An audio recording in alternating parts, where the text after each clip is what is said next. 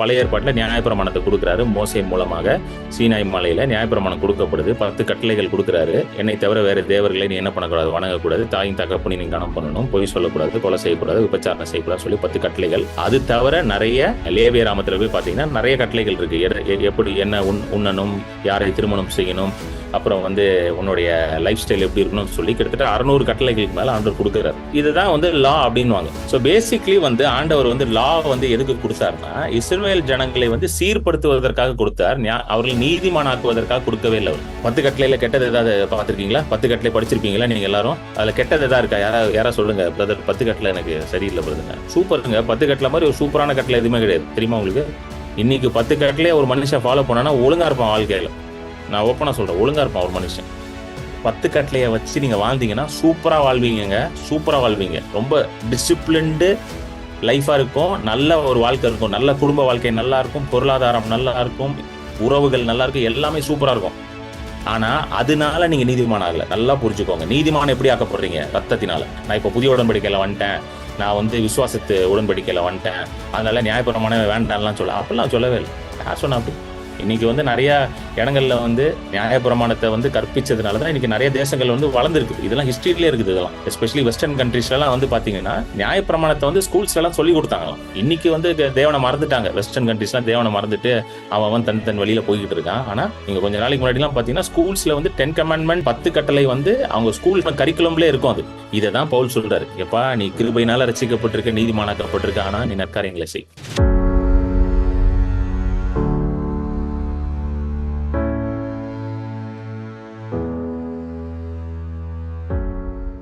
April 18, 19 வெள்ளி சனி மாலை 6 மணிக்கு ஹீலிங் மீட்டிங்ஸ். இது ரெண்டுமே healing meeting. Alpha matriculation higher secondary school, Sriram Nagar main road, Peerakkaranai, Perungalathur, near Tambaram. Alpha new covenant church என்ற அந்த சபை இதை ஆர்கனைஸ் பண்றாங்க. ஸோ நீங்க உங்களுக்கு வர விருப்பம் இருந்தால் நீங்க நிச்சயமாக வாங்க. அந்த போஸ்டர்ல நம்பர் இருக்கும், அந்த நம்பர் கால் பண்ணுங்க. அந்த நம்பர் டிஸ்பிளே பண்ணுங்க. அந்த போஸ்டர்ல இருக்க நம்பரை நோட் பண்ணிக்கோங்க. உங்களுக்கு லொகேஷன் வேணும்னா அவங்க அனுப்புவாங்க. ஸோ போதகர் இஸ்ரேல் கோவில்ராஜன் அவர் தான் நடத்துறாரு, ஆல்பா புது உடன்படிக்கை சபை. ஸோ இந்த 2 நாட்கள் ஈவினிங் மீட்டிங்ஸ்.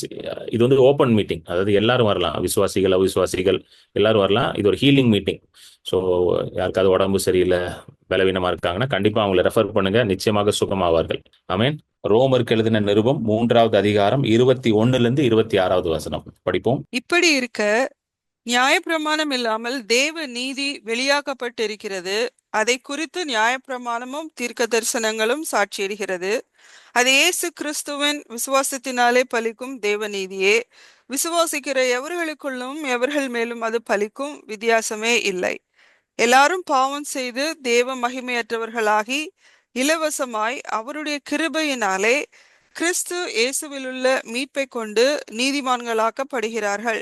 தேவன் பொறுமையாய் இருந்த முற்காலத்தில் நடந்த பாவங்களை தாம் பொறுத்து கொண்டதை குறித்து தம்முடைய நீதியை காண்பிக்கும் பொருட்டாகவும், தாம் நீதியுள்ளவரும் இயேசுவினிடத்தில் விசுவாசமாய் இருக்கிறவனை நீதிமானாக்குகிறவருமாய் விளங்கும்படி இக்காலத்திலே தமது நீதியை காண்பிக்கும் பொருட்டாகவும் கிறிஸ்து இயேசுவனுடைய இரத்தத்தை பற்றும் விசுவாசத்தினாலே பலிக்கும் கிருபாதார பலியாக அவரையே ஏற்படுத்தினார்.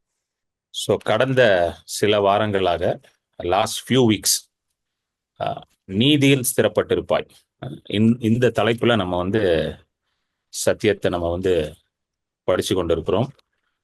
இதான் லாஸ்ட் வீக் மெசேஜ். இயேசுவே நம்முடைய உடன்படிக்கை, Jesus is our covenant. So இதை நீங்க கேட்கலன்னா கண்டிப்பா கேளுங்க. அதுக்கு முன்பதாக ஒரு 3 மெசேஜ் இருக்கு. ஸோ இந்த ரைச்சஸ்னஸ் சீரீஸ், இது நீதியில் ஸ்திரப்பட்டிருப்பாய், தமிழ்ல எஸ்டாப்ளிஷ்ட் இன் ரைச்சஸ்னஸ், நீதியில் ஸ்திரப்பட்டிருப்பாய் என்ற தலைப்புல நான் பேசிட்டு இருக்கேன். இங்கிலீஷ்ல சனிக்கிழமை டிவைன் ரைச்சஸ்னஸ் என்ற தலைப்புல தேவ நீதியை குறித்து பேசி கொண்டிருக்கிறேன். ஸோ நீதிமான் அப்படின்னு அந்த வார்த்தையை சொல்லும் பொழுது அநேக கிறிஸ்தவர்களுக்கு என்ன ஒரு அபிப்பிராயம் இருக்குன்னா, நான் நீதிமான் கிடையாது பிரதர், நான் ஒரு பாவி பிரதர், நான் ஒன்றும் கிடையாது, நான் ஒரு குப்பை பிரதர் அப்படின்னு தான் நிறைய கிறிஸ்தவர்கள் நினைத்து கொண்டிருக்கிறாங்க. அது ஏன் அப்படி யோசிக்கிறாங்கன்னா, அவங்க செய்ததை வச்சுதான் அவங்க நீதிமானா இல்லையான்றதை அவங்க ஜட்ஜ் பண்ணுவாங்க. ஸோ இன்னைக்கு நான் எப்படி இருந்திருக்கிறேன், இல்லை இந்த வருஷம் நான் எப்படி வாழ்ந்திருக்கிறேன், நான் நல்ல காரியங்களை செய்தேனா, நிறைய ஜெபம் பண்ணனா, நிறைய பைபிள் படிச்சேனா, யாரையும் திட்டாம இருந்தேனா, யார் மேலேயும் கோவப்படாம இருந்தேனா, புரியுதுங்களா? இதை வச்சுதான் அவங்க என்ன பண்றாங்க, தான் நீதிமான் என்பதை அவங்களே டிசைட் பண்ணிக்கிறாங்க. இப்படிதான் வந்து சபைகள்லயும் போதிக்க ஆரம்பிச்சிடுறாங்க. இன்ஃபேக்ட் எந்த அளவுக்கு போதிக்க ஆரம்பிச்சிடுறாங்கன்னா, சபைக்கு நீ ஒரு 5 நிமிஷம் லேட்டா வந்தாலே நீ பாவின்ற மாதிரி சொல்லிடுறாங்க. அந்த மாதிரிலாம் கூட நான் கேட்டிருக்கேன். 5 நிமிஷம் லேட்டா வந்தா பாவி. சபையில நீ ஃப்ரண்ட் ரோல உட்காராம பின்னாடி போய் உட்கார்ந்தா தேவனுக்கும் உனக்கும் இருக்கிற உறவு வந்து துண்டித்து விடும். இதெல்லாம் நான் பொய் சொல்லலை. இந்த மாதிரிலாம் பிரசங்கம் பண்ணிட்டு இருக்காங்க. இந்த இந்த காலத்திலேயே பிரசங்கம் இப்படிதான் பண்ணிட்டு இருக்காங்க. ஃபர்ஸ்ட் ரோல உட்காந்தாதான் ஆண்டவருக்கும் உனக்கும் நெருக்கமான உறவு இருக்கும். பின்னாடி உட்காந்தனா ஆண்டவர் விட்டு நீ விலகி போயிட்ட. ஸோ இந்த மாதிரிலாம் வந்து தவறான உபதேசங்கள். சரிங்களா? இதெல்லாம் நம்பிட்டு இருந்தீங்கன்னா வாழ்க்கை ஃபுல்லா நீங்க வந்து எப்படி இருக்கணும்? பயத்திலையும் நடுக்கத்திலையும் திகில்ந்தே வாழ்ந்துட்டு இருக்கணும். எப்ப பார்த்தாலும் ஆண்டவர் அடிப்பாரா, உதைப்பாரா, குத்துவாரா, இப்படியே தான் வாழ்ந்துகிட்டு இருப்பீங்க. பயத்தின் நிமித்தம் யோபு சொல்றான் பாத்தீங்களா, நான் பயந்தது எனக்கு நேரிட்டது மாதிரி எதை பயப்படுறோமோ அது நடக்க ஆரம்பிச்சிடும் கடைசியில் நம்ம வாழ்க்கையில. அது நடந்த உடனே நம்ம என்ன முடிவு பண்ணிடுவோம், ஆண்டவர் தான் பண்ணிட்டார் பிரதர் அப்படின்ட்டு. ஆனா நீங்க நல்லா படிச்சு பாத்தீங்கன்னா தெரியும், இயேசு கிறிஸ்து பயத்தை உண்டாக்க உலகத்துல வரலை. ஹல்லேலூயா. இயேசு எங்கேயாவது வந்து சீஷர்களை பார்த்து பயப்படுன்னு சொல்லவே இல்லை. ஆமென். பயப்படாதேன்றது தான் அடிக்கடி தன்னுடைய சீஷர்களுக்கு அவர் என்ன பண்ணிட்டு இருந்தார், உணர்த்தி கொண்டே இருந்தார். ஒரு இடத்துல கூட நீ பயப்படுன்னு சொல்லவே இல்லை பாருங்க. சூழ்நிலையை பார்த்து நீ பயப்படக்கூடாது, தேவனை பார்த்து நீ பயப்படக்கூடாதுன்றதுக்காக தான் இயேசு கிறிஸ்து தேவனாக இருந்தும் மனித ரூபத்தை எடுத்து வந்தார் அவர். ஹல்லேலூயா. ஏன் இயேசு வந்து மனுஷனா வந்தாருன்னா, மனுஷன் தேவனை பார்த்து பயப்படக்கூடாது அப்படின்றதுக்காக தான் வந்தாரு. ஹல்லேலூயா. ஏன்னா என்ன நினைச்சாங்க, தேவன்னா ரொம்ப கோபம் உள்ளவர், எங்கேயோ ஒரு இடத்துல உட்கார்ந்துருக்காரு, ஏதாவது ஒரு பிரச்சனை பண்ணா அங்கிருந்து ஒரு ஈட்டியை போடுவாரு, அது போய் டக்குன்னு நம்மளை குத்தி ஒரு வழியாக்கிறோம், நம்மள அங்கிருந்து அக்னி இறக்குவாருன்ட்டு.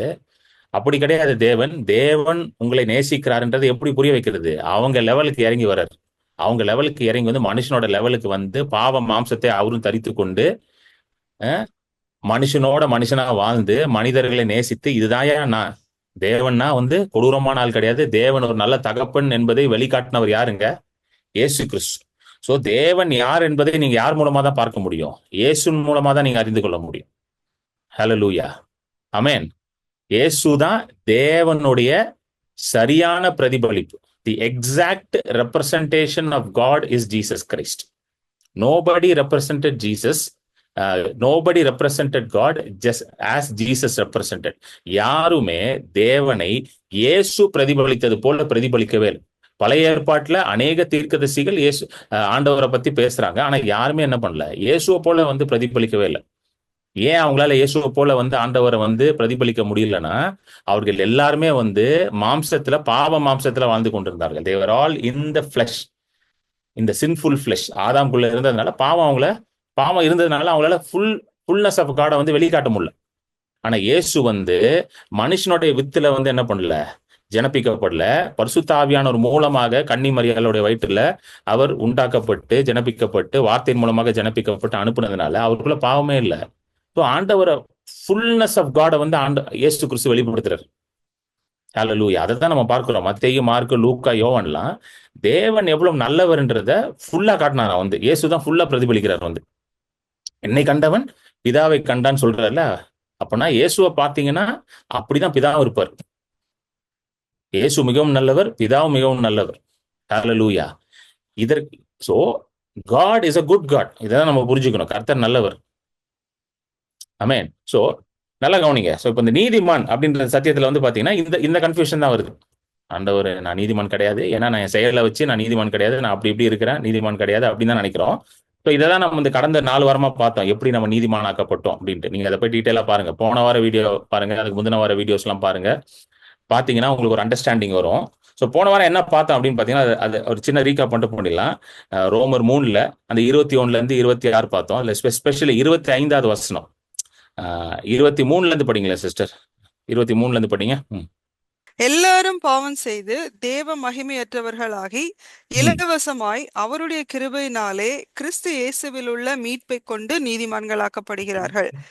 தேவன் இலவசமாய் நீதிமான்கள் ஆக்கப்பட்டீர்கள், கிறிஸ்து இயேசுவின் மீட்பை கொண்டு இலவசமாய். So the first thing that you need to understand, இலவசமாய். இதெல்லாம் நான் டீட்டெயிலா போன வாரம் பேசியிருக்கேன், அதுக்கு முந்தின வாரம் பேசியிருக்கேன், அதை நீங்க போய் பாருங்க. இலவசமாய், the first thing, it is free. Your righteousness is free.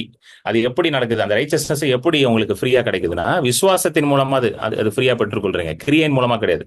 நீங்க இயேசுவை விசுவாசிக்கிறதுனால அது ஃப்ரீயா உங்களுக்கு நடக்குது. அடுத்த வசனம் படிங்க, 25வது வசனம். தேவன் பொறுமையாயிருந்த முற்காலத்தில் நடந்த பாவங்களை தாம் பொறுத்து கொண்டதை குறித்து ம், தம்முடைய நீதியை காண்பிக்கும் பொருட்டாகவும் ம், தாம் நீதி உள்ளவரும் ம், இயேசுவினிடத்தில் விசுவாசமாய் இருக்கிறவனை நீதிமானாக்குகிறவருமாய் விளங்கும்படி ம், இக்காலத்திலே தமது நீதியை காண்பிக்கும் பொருட்டாகவும் ம். அடுத்தது. கிறிஸ்து இயேசுவினுடைய இரத்தத்தை பற்றும் விசுவாசத்தினாலே பலிக்கும் கிருபாதார பலியாக அவரையே ஏற்படுத்தினார். இப்போ நீதி எப்படி உண்டாகுதா? கிறிஸ்து இயேசுவினுடைய ரத்தத்தை பற்றும் விசுவாசத்தினாலே. ஹalleluya. You are made righteous by the blood of Jesus. இயேசு கிறிஸ்துவின் ரத்தத்தினால தான் இன்றைக்கு நீங்க நீதிமானாக மாற்றப்பட்டிருக்கிறீங்க. ஹalleluya. இயேசு கிறிஸ்துவின் ரத்தத்தினால். சொல்லுங்க, இயேசுவின் ரத்தத்தினால நான் நீதிமான். ஆமென். இயேசுவின் இரத்தத்தினால் என்னுடைய செயல்னால, என்னுடைய கிரியையினால கிடையாது. இயேசுவின் ரத்தத்தினால நான் நீதிமானா இருக்கிறேன் இன்னைக்கு. ஆமென். அதற்கு ஆண்டவர் அந்த ரத்தத்தை வந்து கொடுக்கணும் பாத்தீங்களா? அந்த ரத்தத்தை வந்து சிந்தப்படணும். ஏன்னா எபிரேயர்ல எழுதப்பட்டிருக்கு, ரத்தம் சிந்தப்படாமல் பாவ மன்னிப்பே கிடையாது. So there is no forgiveness of sin without the shedding of blood. Amen. So ரத்தம் வந்து எப்படி சிந்தப்படும்? கிருபாதார பலியாக மாறணும், ப்ரொபீசியேஷனா மாறணும். ஸோ அந்த வேர்டு ப்ரொபீசியேஷன் வந்து நான் உங்களுக்கு போன வாரம் ரொம்ப டீட்டெயிலாக எக்ஸ்பிளைன் பண்ண, கண்டிப்பா பாருங்க. கிருபாதார பலி, அதாவது ப்ரொபிசியேஷன்றது வந்து கிருபாசனம். பழைய ஏற்பாட்டுல மோசேன் உடன்படிக்கையில, உடன்படிக்கை பெட்டியில ஒரு கிருபாசனம் இருந்துச்சு, ஒரு மர்சி சீட். அதாவது ப்ரொபிசியேஷன்றது மர்சி சீட், ஹிலஸ்ட்ரியான் அப்படின்னுவாங்க. கிரேக்க வார்த்தை வந்து ஹிலஸ்ட்ரியான். அதே வார்த்தை தான் இங்க யூஸ் பண்ணிட்டு இருக்கு. இங்கிலீஷ்ல வந்து ப்ரொபிசியேஷன், தமிழ்ல வந்து கிருபாதார பலின்னு வருது இல்ல. அதே வார்த்தை, எந்த வார்த்தை? பழைய ஏற்பாட்டுல உடன்படிக்கை பெட்டியில கிருபாசனம் இருக்கு பாத்தீங்களா, மர்சி சீட், அதே வார்த்தை தான் யூஸ் பண்ணியிருக்காங்க, ஹிலஸ்ட்ரியான். அமேன். ஸோ அந்த மர்சி சீட்டோட சிக்னிஃபிகன்ஸ் என்ன? அது எதுக்கு அந்த கிருபாசனம் இருந்துச்சுன்னா, அந்த பிரதான ஆசாரியர் வருடத்துல ஒரு நாள், யாம் கிப்போர் என்ற அந்த ஒரு நாள்ல உள்ள போய் ரத்தத்தை எடுத்து அதில் தெளிப்பார். அந்த ரத்தம் எதுக்கு தெளிக்கப்படுதுன்னா, முழு இஸ்ரவேல் ஜனங்களுடைய பாவ நிவர்த்திக்காக அந்த ரத்தம் தெளிக்கப்படும். For the atonement of the sin of the entire nation of Israel. அது தெளிப்பார் போய். ஸோ ரத்தத்தின் மூலமாக தான் இஸ்ரவேல் தேசத்தோட பாவம் நிவர்த்தியாக்கப்படும். Because of the blood, the sins of the nation of Israel was atoned, was forgiven. ஹalleluya. ஸோ ரத்தத்தின் மூலமாக தான். ஸோ இந்த தெளிக்கப்பட்டிருக்கு பார்த்தீங்களா, இந்த இடம் பேர் தான் மர்சி சீட். ஸோ இந்த மர்சி சீட் எங்க வரும்னு பார்த்தீங்கன்னா, அடுத்த படத்தை போடுங்க. அது எந்த ஃபுல் பிக்சர் உங்களுக்கு காமிக்கிறேன் பாருங்க. இந்த ஆர்க் ஆஃப் த கவனன்ட்ல. ஸோ அந்த ஆர்க் ஆஃப் த கவனன்ட், அதாவது உடன்படிக்கையின் பெட்டியில வந்து அந்த பெட்டிக்குள்ள ஒரு 3 ஐட்டம் வச்சிருப்பாங்க. நம்ம போன வாரம் அதை டீட்டெயிலாக பார்த்தோம். ஒரு தங்க பாத்திரத்துல மண்ணா இருக்கும், கோல்டன் பாட் ஆஃப் மண்ணா. அதுதான் அது பார்த்தீங்கன்னா, ஒரு பாத்திரம் இருக்கு பார்த்தீங்களா, அதுக்குள்ள மண்ணா வச்சிருப்பாங்க. இன்னொன்று பார்த்தீங்கன்னா, அந்த ஒரு கோல் ஒன்று இருக்கு பார்த்தீங்களா, நல்லா பூத்து காய் காய்த்து ஒரு கோல் இருக்கு பாருங்க. அதுதான் வந்து ஆரோனின் துளிர்த்த கோல். அந்த ஆரோனின் துளிர்த்த கோல் அதுக்குள்ள இருக்கும். அடுத்தது நியாயப்பிரமாணம் எழுதப்பட்ட அந்த கற்கள், அந்த கற்கள் இருக்கு பார்த்தீங்களா, டேப்லெட்ஸ் ஆஃப் ஸ்டோன், அது வச்சிருப்பாங்க. இது மூன்று காரியத்தையும் தூக்கி அதுக்குள்ள வச்சுட்டாங்க. மர்சி சீட்டுக்குள்ள, உடன்படிக்கை பெட்டிக்குள்ள வச்சுட்டாங்க. உள்ள பெட்டிக்குள்ள இருக்கும் அது.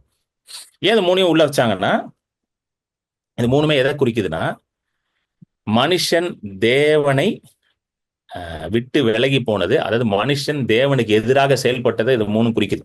நான் டீட்டெயிலா எக்ஸ்பிளைன் பண்ணியிருக்கேன் போன வாரம்.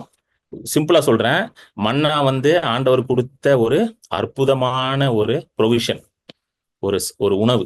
ஆனா மனுஷன் அதை பார்த்து முணங்கினான். என்ன மண்ணா கொடுக்குறீங்க அப்படின்றான். இல்ல, என்னாகமத்துல வருது, என்ன மண்ணா கொடுக்குறீங்க, நாங்க எப்படி சாப்பிட்டோம் அப்படின்னு முணங்குறான்.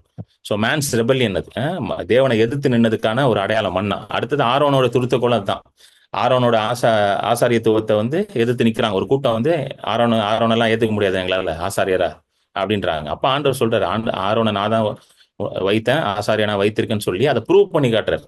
ஆரோனோட கோல் மட்டும் துளிர்க்குது. ஓவர் நைட், ஒரே ராத்திரியில ஆரோனோட கோல் மட்டும் துளிர்க்குது. ஸோ மேன்ஸ் ரெபிலியன், மனுஷன் தேவனுக்கு எதிர்த்து நிற்கிறான், தேவனை விட்டு விலகி போனதுக்கான ஒரு அடையாளம். அடுத்தது நியாயப்பிரமாணம் எதை குறிக்குது? மனுஷன் வந்து என்றைக்குமே தேவனுடைய ஸ்டாண்டர்டுக்கு வர முடியாது, அவன் ஏறி வர முடியாது. அதுதான் நியாயப்பிரமாணம். நியாயப்பிரமாணம் வந்து ஒரு மனுஷன் வந்து நியாயப்பிரமாணத்தின் மூலமாக தன்னை நீதிமானாக மாற்ற ட்ரை பண்ணானா, வேதம் தெளிவா சொல்லிருக்குது. கலாத்தியர் படிங்க, கலாத்தியர் 5:4 போடுங்க. கலாத்தியர் 5:4 படிங்க. நியாயப்பிரமாணத்தினால் நீதிமான்களாக விரும்புகிற நீங்கள் யாவரும் கிறிஸ்துவை விட்டு பிரிந்து கிருபையினின்று விழுந்தீர்கள். நியாய பிரமாணத்தின் மூலமாக நீதிமான் ஆகணும்னு ட்ரை பண்ணீங்கன்னா கிறிஸ்துவை விட்டு பிரிந்து கிருபையிலிருந்து விழுந்தீர்கள் என்று நான் சொல்லவில்லை, பரிசுத்தாவியானவர் சொல்லுகிறார். ஹalleluya. புரியுதுங்களா உங்களுக்கு? நியாயப்பிரமாணத்தை வச்சு ஆண்டவரே, அப்படின்னா என்ன அர்த்தம்? I explain that. ஆண்டவரே, இதெல்லாம் நான் பண்ணியிருக்கிறேன் ஆண்டவரே. புரியுதுங்களா? இந்த காரியங்கள்லாம் நான் செஞ்சிருக்கிறேன், இப்படிப்பட்ட நான் ஒரு ஒழுக்கமான வாழ்க்கையை வாழ்றேன் ஆண்டவரே. அவன மாதிரி இல்ல ஆண்டவரே, இவன மாதிரி இல்ல ஆண்டவரே. நான் ரொம்ப ஒழுக்கம் ஆண்டவரே. டெய்லி காலையில 3 மணிக்கே எந்திரிச்சு முழங்கால் முட்டியில நின்று ஜெபம் பண்ணுவேன் ஆண்டவரே. இதெல்லாம் நான் செய்யறேன் ஆண்டவரே, அதனால நீங்க என்னை ஆசீர்வதிக்கணும் அப்படின்னு நீங்க போய் நின்னீங்கன்னா, நீங்க கலாத்தியர் 5:4 சொல்வது போல நியாய பிரமாணத்தின் மூலமாக நீதிமானாக ட்ரை பண்றீங்க. அப்போ நீங்க எந்த ஸ்டேட்டஸ் வந்துட்டீங்களா? வசனத்தை சைட்ல வைங்க. எந்த ஸ்டேட்டஸ் வந்துட்டீங்களா? கிறிஸ்துவை விட்டு பிரிஞ்சிட்டீங்கன்னே போட்டிருக்கீங்க. ரொம்ப டேஞ்சரஸான இடம் இல்லது, ரொம்ப டேஞ்சரஸான ஒரு ஸ்டேட்டஸ்ல. கிறிஸ்துவ விட்டு பிரிஞ்சா நம்மளுக்கு என்ன ஒண்ணுமே இல்லை நமக்கு. You have become estranged from Christ. இங்கிலீஷ்ல போட்டுருப்பாங்க, அது கேஜேவில போடுங்க, அதே வசனம் கேஜேவில இன்னும் அழகா இருக்கும்.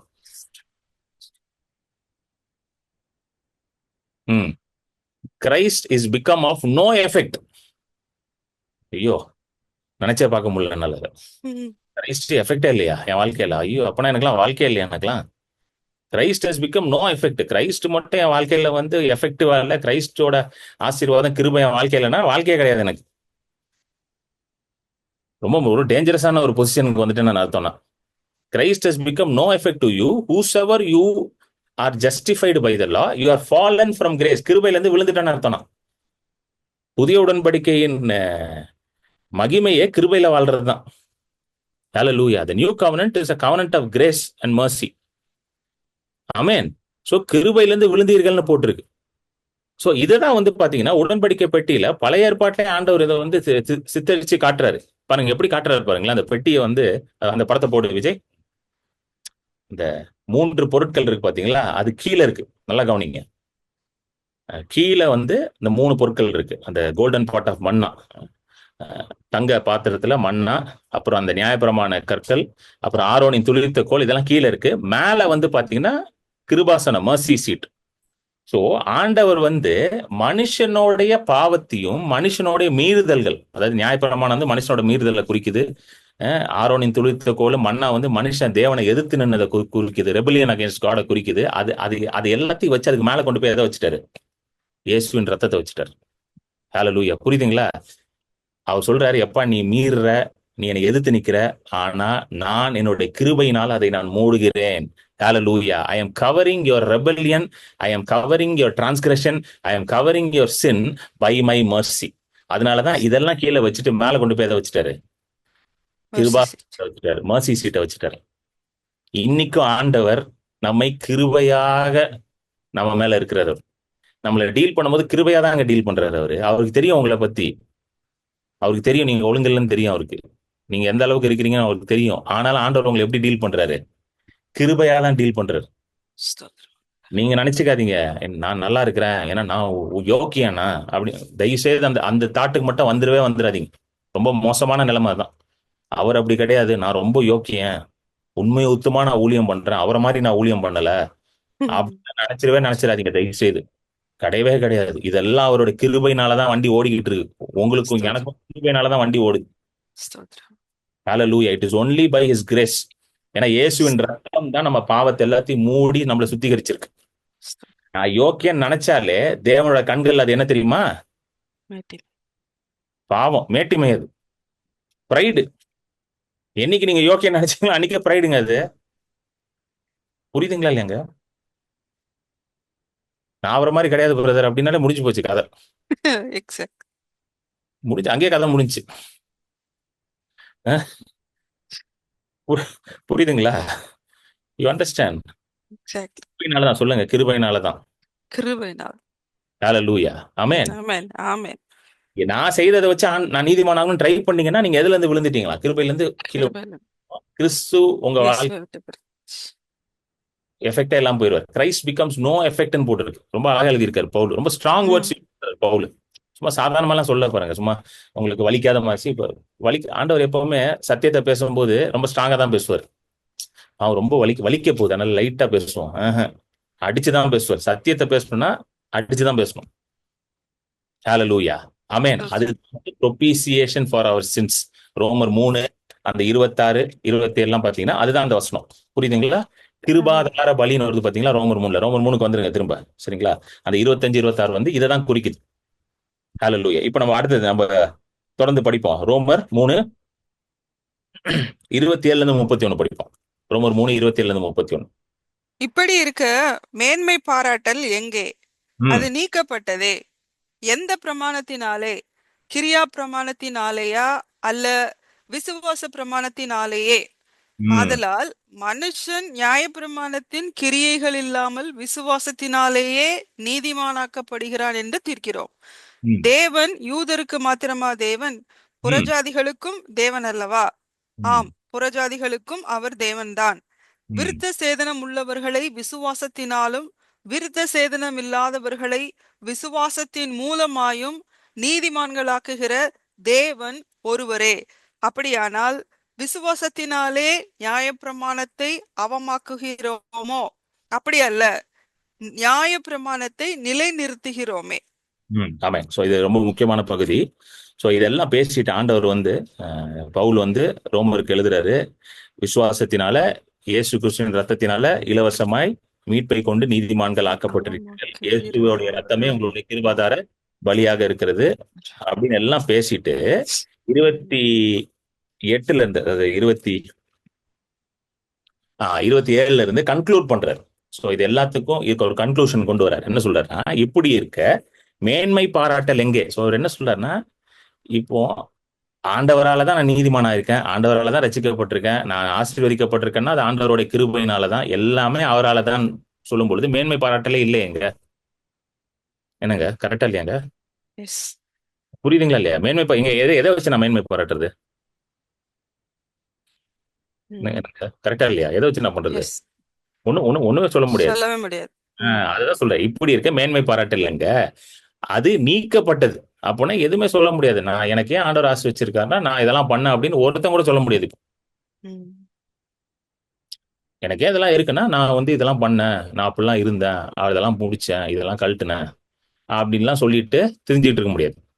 அதுக்கு அதுக்கு பேர் வந்து என்னது? மேன்மை பாராட்டல். பாராட்டல். இங்கிலீஷ்ல வந்து போஸ்டிங் அப்படின்ற வார்த்தை யூஸ் பண்றாங்க. போஸ்டிங் என்னது? தன்னை பத்தியே பெருமையா பேசுறது. அதுதான் போஸ்டிங்.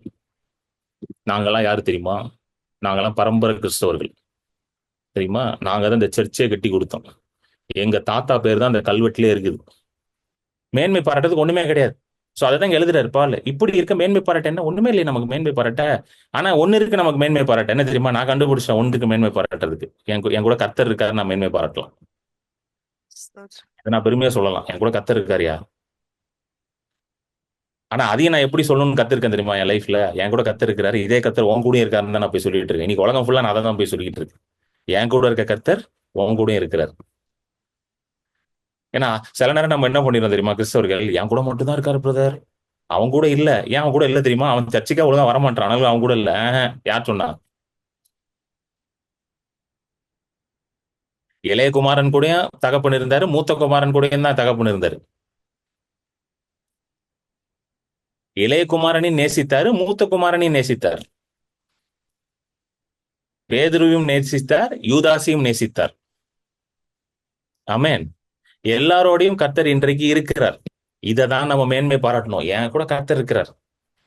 ஹalleluya. நாம் மரண படுக்கையில இருந்தாலும் கர்த்தர் என் கூட இருந்தார், மரண படுக்கையை மாற்றி போடுவார். இதை தான் நீங்க மேன்மை பாராட்டணும். ஸ்தோத்திரம். ஆமென். நான் பாதாளத்தில் படுக்கை போட்டாலும் தேவரீர் நீர் இங்கேயும் இருக்கிறார். இருக்கிறீர். இதை தான் நீங்க மேன்மை பாராட்டணுங்க. இதுதான் நமக்கு, இதுதான் ஃபெய்த். இதுதான் ஃபெய்த். அது தெரியுமா உங்களுக்கு? ஆண்டவரே நீங்க இருக்கிறீங்க, ஆண்டவரே என் கூட. எவ்வளவு பெருமையா இருக்கு தெரியுமா? ஆண்டவரே என் கூட நீங்க இருக்கிறீங்க. நான் நிறைய நேரம் இப்படிதான் சொல்லுவேன், ஆண்டவரே என் கூட நீங்க இருக்கிறீங்க ஆண்டவரே. எனக்கு எவ்வளவு பெருமையா இருக்கு தெரியுமா? அஹ், என்னையும் நீங்க ஒரு பிள்ளையா ஏற்றுக்கொண்டு என் கூட இருக்கீங்க பாத்தீங்களா? இதோட எனக்கு என்ன ஆண்டவரே பெருமை வேணும். இதுதான் இந்த மேன்மை பாராட்டுல இருந்தா தப்பு கிடையாதுங்க. சீரியஸா சொல்றேன். இது தப்பே கிடையாது. இது நீங்க சந்தோஷமா பண்ணலாம். ஒருத்தர் ரொம்ப அழிஞ்சு போயிருக்கானா, ஒருத்தருக்கு பாலை ஒருத்த வந்து குடிச்சு சின்ன பின்னமாய் கடக்குறானா, அவன்கிட்ட போய் சொல்லுங்க, ஐயா உன் கூட கர்த்தர் இருக்கிறாயா, அவன்கிட்ட போய் சொல்லுங்க. அவன்கிட்ட போய் நீ அந்த பாட்டில வச்சுட்டு உட்கார்ந்துருக்கும் போது கத்தர் உன் கூட தான் இருக்காரு. என்ன தெரியுமா மதம் என்ன தெரியுமா சொல்லிடுது? நீ வைன் ஷாப்ல போய் உட்கார்ந்து இருக்கியா, கத்தர் உன் கூட இல்ல. யாருங்க சொன்னா? அந்த வைன் ஷாப்லயும் கத்தர் அவன் கூட தாங்க இருக்கிறாரு. அவனுக்கு அதை யாரும் சொல்லல. அவன்கிட்ட போய் கத்தர் உன் கூட தான் இருக்கிறாரு, அந்த நீ பாட்டில ஓபன் பண்ணி போது குடிக்கும் பொழுதும் கத்தர் உன் கூட தான் இருக்கான்னு சொல்லல அவங்க கிட்ட. அதனாலதான் அந்த பாட்டில ஓபன் பண்ணி குடிச்சுக்கிட்டு இருக்கான் அவன். நீங்க இதை சொல்லி பாருங்க, சத்தியத்தை போய் சொல்லி பாருங்க, கத்தர் உன் கூட தான் இருக்கான்னு சொல்லுங்க, பாட்டில தூக்கி போட்டுருவான். ஆனா நம்ம என்ன தெரியுமா சொல்றோம்? பாட்டில ஓபன் பண்றியா, பாட்டிலாலே தலையில அடிப்பார் கத்தர் ஒண்ணு, பாட்டிலால மண்டையை உடைப்பார், காலை கழட்டுவார், லிவரை புடுங்கி போடுவார். ம். கரெக்டா இல்லையா? ஒருத்தன் பாவம் பண்றானா அவன்கிட்ட போய் சொல்லுங்க, கர்த்தர் உன் கூட இருக்கிறாரு பிரதர், கர்த்தர் உங்க கூட இருக்கிறாரு, கர்த்தர் உன்னை நேசிக்கிறான்னு சொல்லுங்க, அவன் பாவம் பண்றதை விட்டுருவான் அவன். ஏன் ஒருத்தன் போய் பாவம் பண்றான்னு நினைக்கிறீங்க? ஏன் ஒருத்தன் போய் குடிக்கிறான்னு நினைக்கிறீங்க? அவனுக்கு வேற சந்தோஷம் தெரியல, உலகத்துல வேற சந்தோஷம் தெரியல அவனுக்கு, அதனால இதுக்குள்ள போய் உட்கார்ந்துட்டு இருக்கான் அவன். சிற்றின்பத்துக்குள்ள ஏன் அவன் போறான்? பேரின்பம் தெரியல அவனுக்கு. ம். பேரின்பம் கிறிஸ்துவ கிட்ட தான் இருக்குது. பாவம் எல்லாமே சிற்றின்பம் தான், ஸ்மால் பிளஷர். இட்டர்னல் பிளஷர் யார்கிட்ட இருக்குது? இட்டர்னல் ஜாய் யார்கிட்ட இருக்குது? ஆண்டவர்கிட்ட தான் இருக்குது. அதை போய் அவன்கிட்ட சொல்லுங்க. அதை விட்டுட்டு அவன்கிட்ட போய் உங்ககிட்ட ஆண்டவர் இல்ல, ஆண்டவர் ஒண்ணு விட்டு போயிட்டாரு.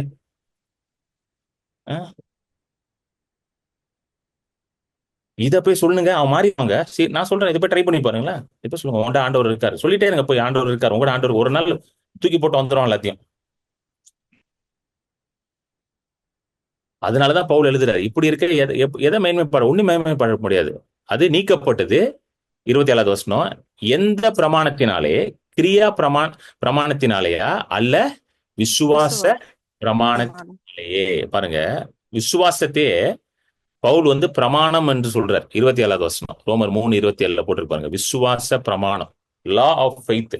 நல்லா கவனிங்க, இந்த ரொம்ப முக்கியமான வார்த்தை, இந்த 3 வார்த்தை ரொம்ப முக்கியம். விசுவாச பிரமாணம், லா ஆஃப் ஃபெய்த் ரொம்ப முக்கியமான வார்த்தை. லா அப்படின்னாலே எல்லாருக்கும் வேலை செய்யும். பிரமாணம் அப்படின்னு வந்துட்டாலே எல்லாருக்கும் வேலை செய்யும். ஆமேன்னு சொல்லுங்க. இது எவ்வளவு ஆமென். இது நற்செய்தி தெரியுமா? ஏன்னா நிறைய பேர் இன்னைக்கு நம்பிட்டு இருக்காங்க எனக்கெல்லாம் விசுவாசம் வேலை செய்யாதுன்ட்டு. உலகத்துல ஒரு லா ஆப்ரேட் ஆயிட்டு இருக்கு, ஒரு பிரமாணம் ஆப்ரேட் ஆயிட்டு இருக்கு, அது எல்லாருக்கும் வேலை செய்யுது. புவி ஈர்ப்பு சக்தி, லா ஆஃப் கிராவிட்டி. எத்தனை பேருக்கு இன்னைக்கு அது வேலை செய்யல? கை தூக்குங்க. எனக்கு இன்னைக்கு புவி ஈர்ப்பு சக்தி வேலை செய்யல பிரதர். யாரா இருக்கீங்களா அப்படி மீட்டிங்ல? இருந்தா கை தூக்குங்க. நான் அப்படியே பறந்துகிட்டே மீட்டிங் கேட்டுட்டு இருக்கேன் பிரதர். சுனிதா வில்லியம்ஸ் ஸ்பேஸ் ஷிப்ல பறந்துகிட்டே இருந்த மாதிரி நானும் அப்படியே பறந்துகிட்டே மீட்டிங் கேட்கறேன். அப்படி யாரா இருக்கீங்களா? எனக்கு இன்னைக்கு புவியீர்ப்பு சக்தி வேலை செய்யல பிரதர். Whose that? யாரா இருக்கீங்களா? யாருமே சொல்ல மாட்டீங்க. எல்லாருக்கும் வேலை செய்தோ? ஏன் அது வேலை செய்யுது? ஏன்னா அது ஒரு பிரமாணம். புவி ஈர்ப்பு சக்தி ஒரு பிரமாணம். எலக்ட்ரிசிட்டி எலக்ட்ரிசிட்டி எல்லாருக்கும் வேலை செய்யுதா? வீட்டுல எத்தனை பேருக்கு வேலை செய்யுது எலக்ட்ரிசிட்டி?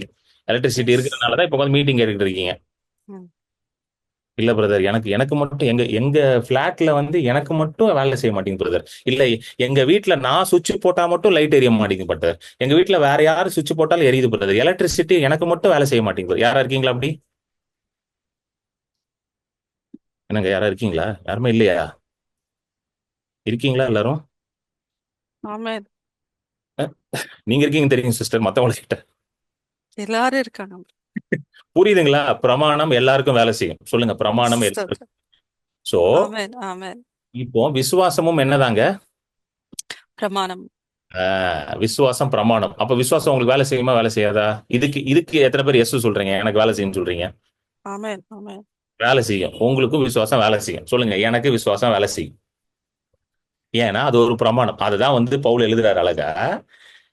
எந்த பிரமாணத்தினாலே? கிரியா பிரமாணத்தினாலேயா அல்ல விசுவாச பிரமாணத்தினாலேயா? விசுவாச பிரமாணம் என்பது உங்களுக்கும் வேலை செய்கிற ஒரு பிரமாணம். வெறும் ஊழியக்காரர்களுக்கு மட்டும் வேலை செய்யற பிரமாணம் கிடையாது. இல்ல ரொம்ப வருஷம் ரசிக்கப்பட்டவர்களுக்கு மட்டும் வேலை செய்யற பிரமாணம் கிடையாது. பரம்பரை கிறிஸ்தவர்களுக்கு மட்டும் வேலை செய்யற பிரமாணம் கிடையாது. இயேசு கிறிஸ்துவை விசுவாசிக்கிறவர் எல்லாருக்குமே வேலை செய்யற பிரமாணம் எந்த பிரமாணம்? விசுவாசம் பிரமாணம். இன்னைக்குதான் ரசிக்கப்பட்டீங்கன்னா உங்களுக்கும் வேலை செய்யும் அது. இந்த மீட்டிங்ல தான் பிரதர் ரசிக்கப்பட்டேன். இந்த மீட்டிங் ஸ்டார்ட் பண்ணும்போது 8 மணிக்கு தான் ரசிக்கப்பட்டீங்க, இல்ல 8:30 மணிக்கு தான் ரசிக்கப்பட்டீங்கன்னு சொன்னாலும் உங்களுக்கும் வேலை செய்யும். ஏன்னா சில பேர்லாம் என்கிட்ட சொல்லி கேட்டிருக்காங்க, பிரதர் நான் வந்து உங்களை மாதிரி கிடையாது பிரதர், நீங்கெல்லாம் வந்து சின்ன வயசுலயே ரட்சிக்கப்பட்டு ஊழியெல்லாம் பண்ணிட்டு இருக்கீங்க கிடையாது. நான் இப்பதான் பிரதர் ஒரு 3 வருஷத்துக்கு முன்னாடி பிரதர், 4 வருஷத்துக்கு முன்னாடி பிரதர். நீங்க ரட்சிக்கப்பட்ட அந்த நிமிஷத்துல இருந்தே விசுவாச பிரமாணம் உங்களுக்கு வேலை செய்ய ஆரம்பிச்சிருச்சு. உங்களுக்கு அது தெரியாததுனால அதை நீங்க யூஸ் பண்ணாம இருக்கீங்க. உங்க வீட்டுல வந்து எப்படி எலக்ட்ரிசிட்டி இருக்குன்னு தெரிஞ்சதுனாலதான் போய் சுவிட்ச போடுறீங்க. பவர் வருது அப்படின்ற அந்த அறிவு உங்களுக்கு இருக்கு பாத்தீங்களா? அந்த அறிவு இருக்கிறனாலதான் போய் சுவிட்ச போடுறீங்க, லைட் எரியுது, ஃபேன் ஓடுது, ஏசி ஓடுது. இப்ப அந்த அறிவு இல்லைன்னு வச்சுக்கோங்க, அந்த ரூம்ல வந்து ஃபேன் இருக்கும், லைட் இருக்கும், பவர் இருக்கும், ஆனா சுவிட்ச போடாம நீங்க உட்காந்துட்டே இருப்பீங்க. நான்லாம் போட்டா எரியாது பிரதர், நான்லாம் போட்டா எரியாது பிரதர், எங்க வீட்டுக்கார் வந்து போட்டாதான் பிரதர் எரியும் அப்படின்னு உட்காந்துக்கிட்டே இருப்பீங்க. நிறைய பேர் அப்படிதான் உட்காந்துட்டு இருக்காங்க. நான்லாம் போட்டா எரியாது பிரதர், நான்லாம் ஜோம் பண்ணா நடக்காது பிரதர், நான்லாம் கட்டளை இட்டா வந்து மலைகள் விலகி போகாது பிரதர், நான்லாம் சொன்னா பிசாசு ஓடாது பிரதர், நான்லாம் சொன்னா வியாதி சுகமாகாது பிரதர், அதனால நான் வெயிட் பண்ணிட்டு இருக்கேன் பிரதர். எதுக்கு பிரதர் வெயிட் பண்றீங்க? ஒரு ஊழியக்காரர் வரேன்னு சொல்லியிருக்காரு பிரதர் எங்க வீட்டுக்கு, அவர் எப்போ வருவான்னு தெரியல பிரதர், அவர் எப்போ வருது பிரதர், நீங்க எப்போ சுகமாகுறது பிரதர்? ஒரு பெரிய ஊழியக்காரர் வருவார் பிரதர், அவர் வந்து அந்த லா ஆஃப் ஃபெய்த் ஆப்ரேட் பண்ணும் பிரதர், அவர் வந்து விசுவாசத்தை ஆப்ரேட் பண்ணுவார் பிரதர். கிடையாது. சொல்லுங்க, விசுவாச பிரமாணம் எனக்கு வேலை செய்யும். ஆமென். வாயை திறந்து எல்லாரும் சொல்லுங்க, விசுவாச பிரமாணம் எனக்கு வேலை செய்யும். விசுவாச பிரமாணம் எனக்கு வேலை செய்யும். ஹalleluya. ஆமென். ஏனென்றால் இயேசு கிறிஸ்துவின் இரத்தத்தினாலே மீட்பை கொண்டு கிருபையினாலே நீதிமானாக மாற்றப்பட்டிருக்கிறீர்கள். ஆகையால் விசுவாச பிரமாணம் உங்களுக்கு வேலை செய்யும், நிச்சயமாக 100% வேலை செய்யும். ஹalleluya. ஆமென். ஒரு டவுட் வேண்டாம் உங்களுக்கு, ஒரு டவுட் வேண்டாம். இன்னையில இருந்து சொல்லுங்க, விசுவாச பிரமாணம் எனக்கு வேலை செய்யும். நீதிமான் விசுவாசத்தினால் பிழைப்பான், இதுதான் சத்தியம். ரோமர் 1:16-17 போடு விஜய். ரோமர் 1:16-17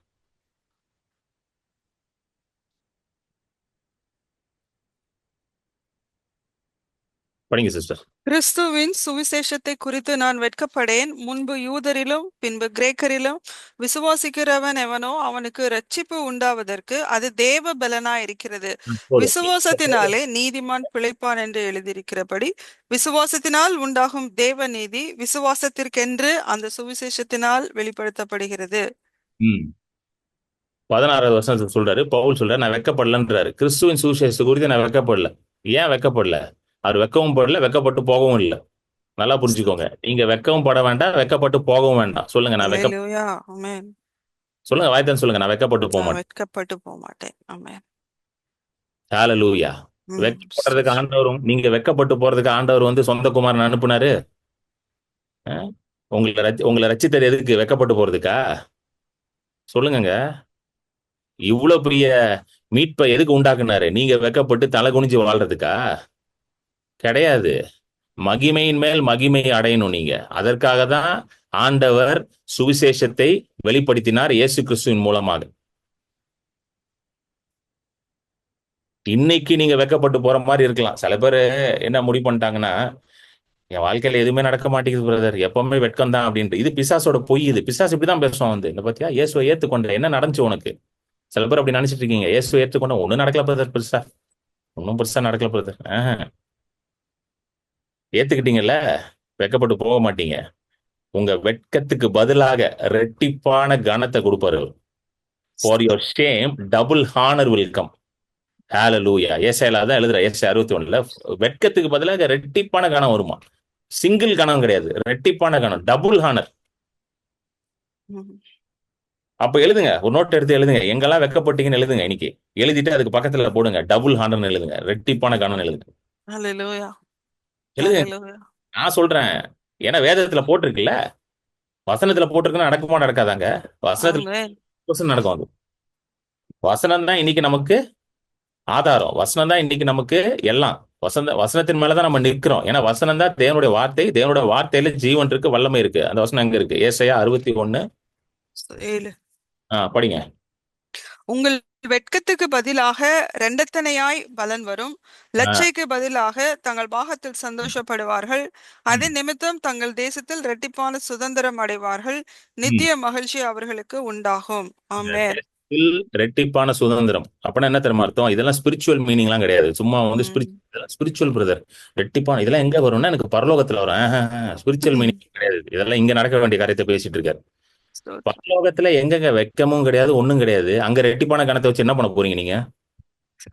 எங்க நான் கேட்கறேன் உங்ககிட்ட, பரலோகத்துல போயிட்டு ரெட்டிப்பான கணம், அந்த வசனத்தை போடு விஜய் சைட்ல. ரெட்டிப்பான கணம், அதுக்கப்புறம் வேற என்னலாம் இருக்கா? Double portion. தேசத்தில் ரெட்டிப்பான சுதந்திரம். பரலோகத்துல எத்தனை வீடு வச்சு என்ன பண்ண போறீங்க நீங்க? நான் கேட்கறேன் உங்ககிட்ட. எங்க பரலோகத்துல ரெட்டிப்பான சுதந்திரம், ரெட்டிப்பான கவனம் எல்லாம் வச்சு என்ன பண்ண போறீங்கன்னு கேட்கறேன் நான் உங்ககிட்ட. என்னங்க யாருமே பதில் சொல்ல மாட்டீங்க? பரலோகத்துல தான் எல்லாம் இருக்குதே. அஹ், பரலோகத்துல வியாதி கிடையாது, பலவீனம் கிடையாது, பிசாசு கிடையாது, பாவம் கிடையாது, ஒண்ணும் கிடையாது. அங்க வச்சு இங்க தானே தேவைப்படுது எல்லாமே. ரெட்டிப்பான கவனம் இங்க தான் தேவைப்படுது. ரெட்டிப்பான சுதந்திரம் இங்க தான் தேவைப்படுது. நீங்க வாழ்ற இந்த பட்டணத்துல, இந்த தேசத்துல, இந்த ஊர்ல தான் உங்களுக்கு என்ன தேவைப்படுது? உங்க சுதந்திரம் தேவைப்படுது. சுதந்திரம் என்ன போட்டிருக்கு? இங்கதான் உங்களுக்கு லேண்ட் தேவைப்படுது. இங்கதான் உங்களுக்கு வீடு தேவைப்படுது. இங்கதான் உங்களுக்கு ஆஸ்தி அந்தஸ்து தேவைப்படுது. தேங்க்யூ. என்னங்க ஆமேன்னு சொன்னீங்கன்னா வந்துடும். நான் ஆமேன்னு சொல்லிட்டேன், எனக்கு வந்துடும். ஆமென். ஆமென். ஆமென். ஹல்லேலூயா. இங்கதான் உங்களுக்கு தேவைப்படுது. அங்கே தேவைப்படுது உங்களுக்கு. இயேசு இன்ஃபேக்ட் எப்படி சொல்லிட்டாரு பாருங்க. இயேசு பரலோகத்துல திருமணமே கிடையாது. அதாவது மனைவி புருஷன்றதே கிடையாதான். ம் என்னங்க பரலோகத்துல அப்படி ஒரு காரியமே கிடையாதுன்ட்டாரு. எப்பா அதெல்லாம் இங்கதான்ப்பா. இந்த கல்யாணம் பண்றது, புள்ள பெற்று வளர்த்து ஸ்கூல்ல சேர்த்து, டொனேஷன் கொடுத்து காலேஜ்ல சேர்த்து, அதெல்லாம் இங்கதான். புரியுதுங்களா? அப்புறம் எப்படியாவது கஷ்டப்பட்டு காசை சேர்த்து வச்சு அமெரிக்கால படிக்க ஆரம்பிச்சு, அதெல்லாம் இங்கதான். அதெல்லாம் அங்க எதுவும் கிடையாது. புரியுது? பரலோகத்தில் பரலோகத்தில் செய்யப்படுவது போல பூமியிலும் செய்யப்படட்டும். இங்கதான் அதெல்லாம் தேவை. சோ உங்களுக்கு ரெட்டிப்பான பணம், ரெட்டிப்பான சுதந்திரம், அஹ், சந்தோஷம், சமாதானம் இங்கதான் தேவை. அதுக்குதான் ஆண்டவர் சொல்றாரு. ஹல்லேலூயா. புரியுதுங்களா உங்களுக்கு சொல்றது? எத்தனை பேர் புரிஞ்சிருச்சு? Thank you Lord. Thank you Lord. ஆமென். வந்துருங்க திரும்ப ரோமர் 1:16 வந்துருங்க. சுவிசேஷத்தை குறித்து வெட்கப்படல. ஏன் அவர் வெட்கப்படலைன்னா, சுவிசேஷம் வெட்கப்படுற காரியம் கிடையாது. சுவிசேஷம் என்பது ஒரு மனுஷனை மாற்றக்கூடிய காரியம், ஒரு மனுஷனுக்கு நம்பிக்கை கொடுக்கிற காரியம். சுவிசேஷம் என்பது என்னது? ரோமர் 1:16 தேவபலன். வசனத்தை போடுங்க.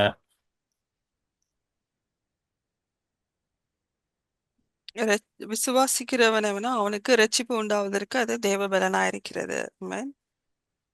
ஓகே. ரோமர் 1:16 சுவிசேஷம் என்பது என்னதான்? தேவ பலனா இருக்கிறது. ஹல்லேலூயா.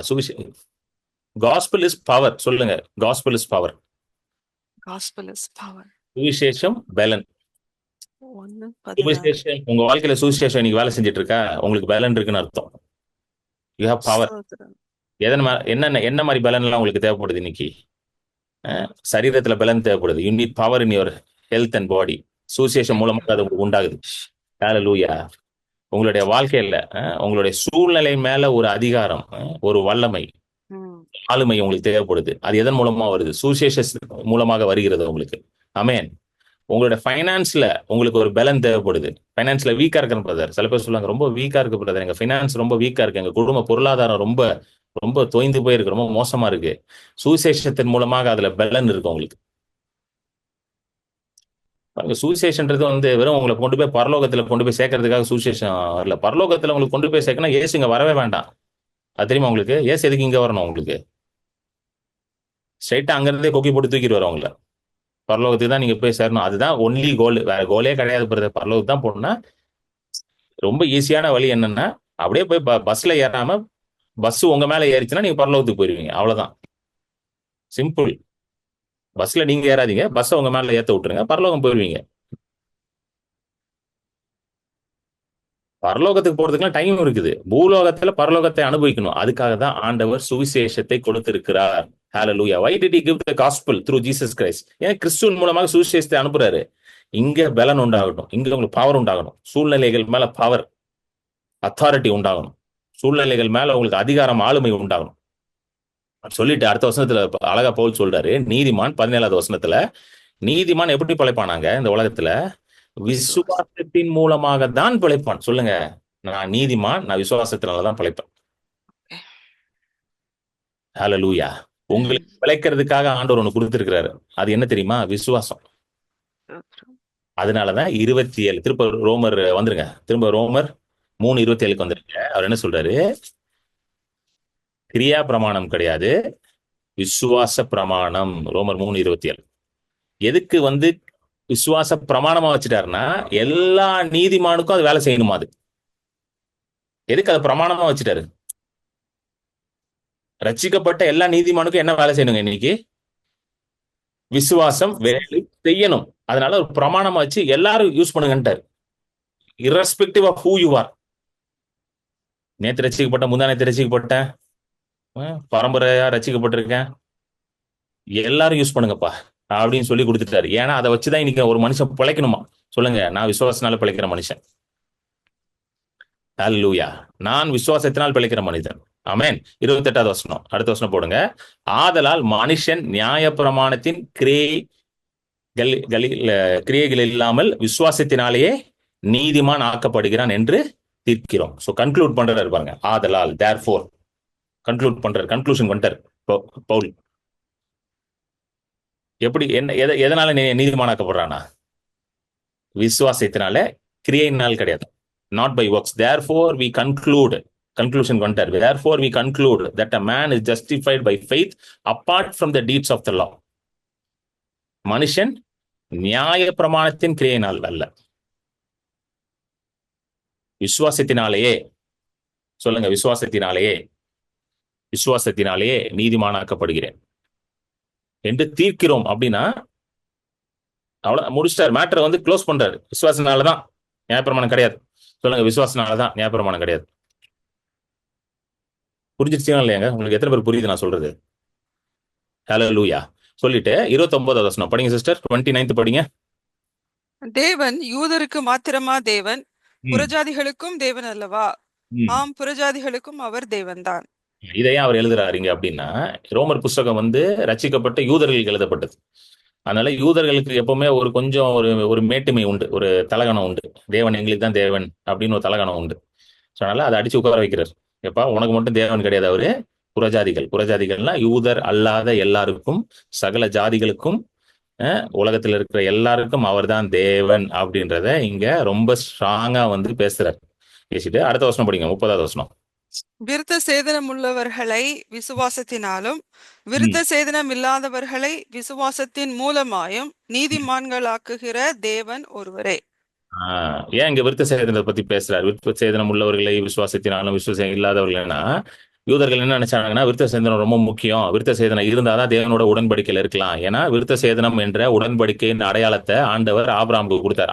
அடுத்தது நம்ம பார்ப்போம் அதை.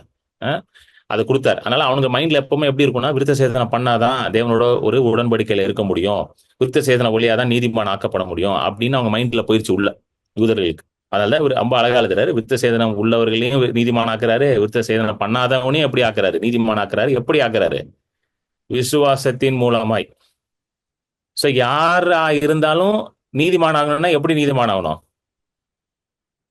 விசுவாசத்தின் மூலமாய் மட்டும்தான். வேற எப்படியுமே ஆக முடியாது. வேற எப்படியும் ஆக முடியாது. 31வது வசனம் படிங்க. அப்படியானால் ம், விசுவாசத்தினாலே நியாயப்பிரமாணத்தை அவமாக்குகிறோமா? ம், அவமாக்குகிறோமா? ம். அப்படியல்ல, நியாயப்பிரமாணத்தை நிலைநிறுத்துகிறோமே. ஓகே. என்ன பிரதர், நியாயப்பிரமாணத்தினால இல்லைன்னு சொல்றீங்க, ஆனா இவர் என்ன, நியாயப்பிரமாணத்தை நிலைநிறுத்துகிறோம், அப்படியானால் விசுவாசத்தினாலே நியாயப்பிரமாணத்தை அவமாக்குகிறோமா? நியாயப்பிரமாணத்தை நிலைநிறுத்துகிறோம். இங்கிலீஷ்ல எப்படி வருதுன்னா, வி எஸ்டாப்ளிஷ் த லா. ஏன் அப்படி எழுதுறாரு brother? Why is he writing like this brother? நானும் ரொம்ப நாளா கேட்ட ஆண்டவரே அப்படின்னா ஏன் அப்படின்னா, இப்ப நல்லா கவனிக்க, நான் எக்ஸ்பிளைன் பண்றேன். நியாயப்பிரமாணம் என்ற காரியம், அதாவது பழைய ஏற்பாட்டுல நியாயப்பிரமாணத்தை கொடுக்கிறாரு மோசேயின் மூலமாக. சீனாய் மலையில நியாயப்பிரமாணம் கொடுக்கப்படுது, 10 கட்டளைகள் கொடுக்கிறாரு. என்னை தவிர வேற தேவர்களை நீ என்ன பண்ணக்கூடாது, வணங்கக்கூடாது, தாயின் தகப்பனை நீ கனம் பண்ணணும், பொய் சொல்லக்கூடாது, கொலை செய்யக்கூடாது, விபச்சாரம் செய்யக்கூடாது சொல்லி 10 கட்டளைகள். அது தவிர நிறைய லேவிய ராமத்துல போய் பாத்தீங்கன்னா நிறைய கட்டளைகள் இருக்கு.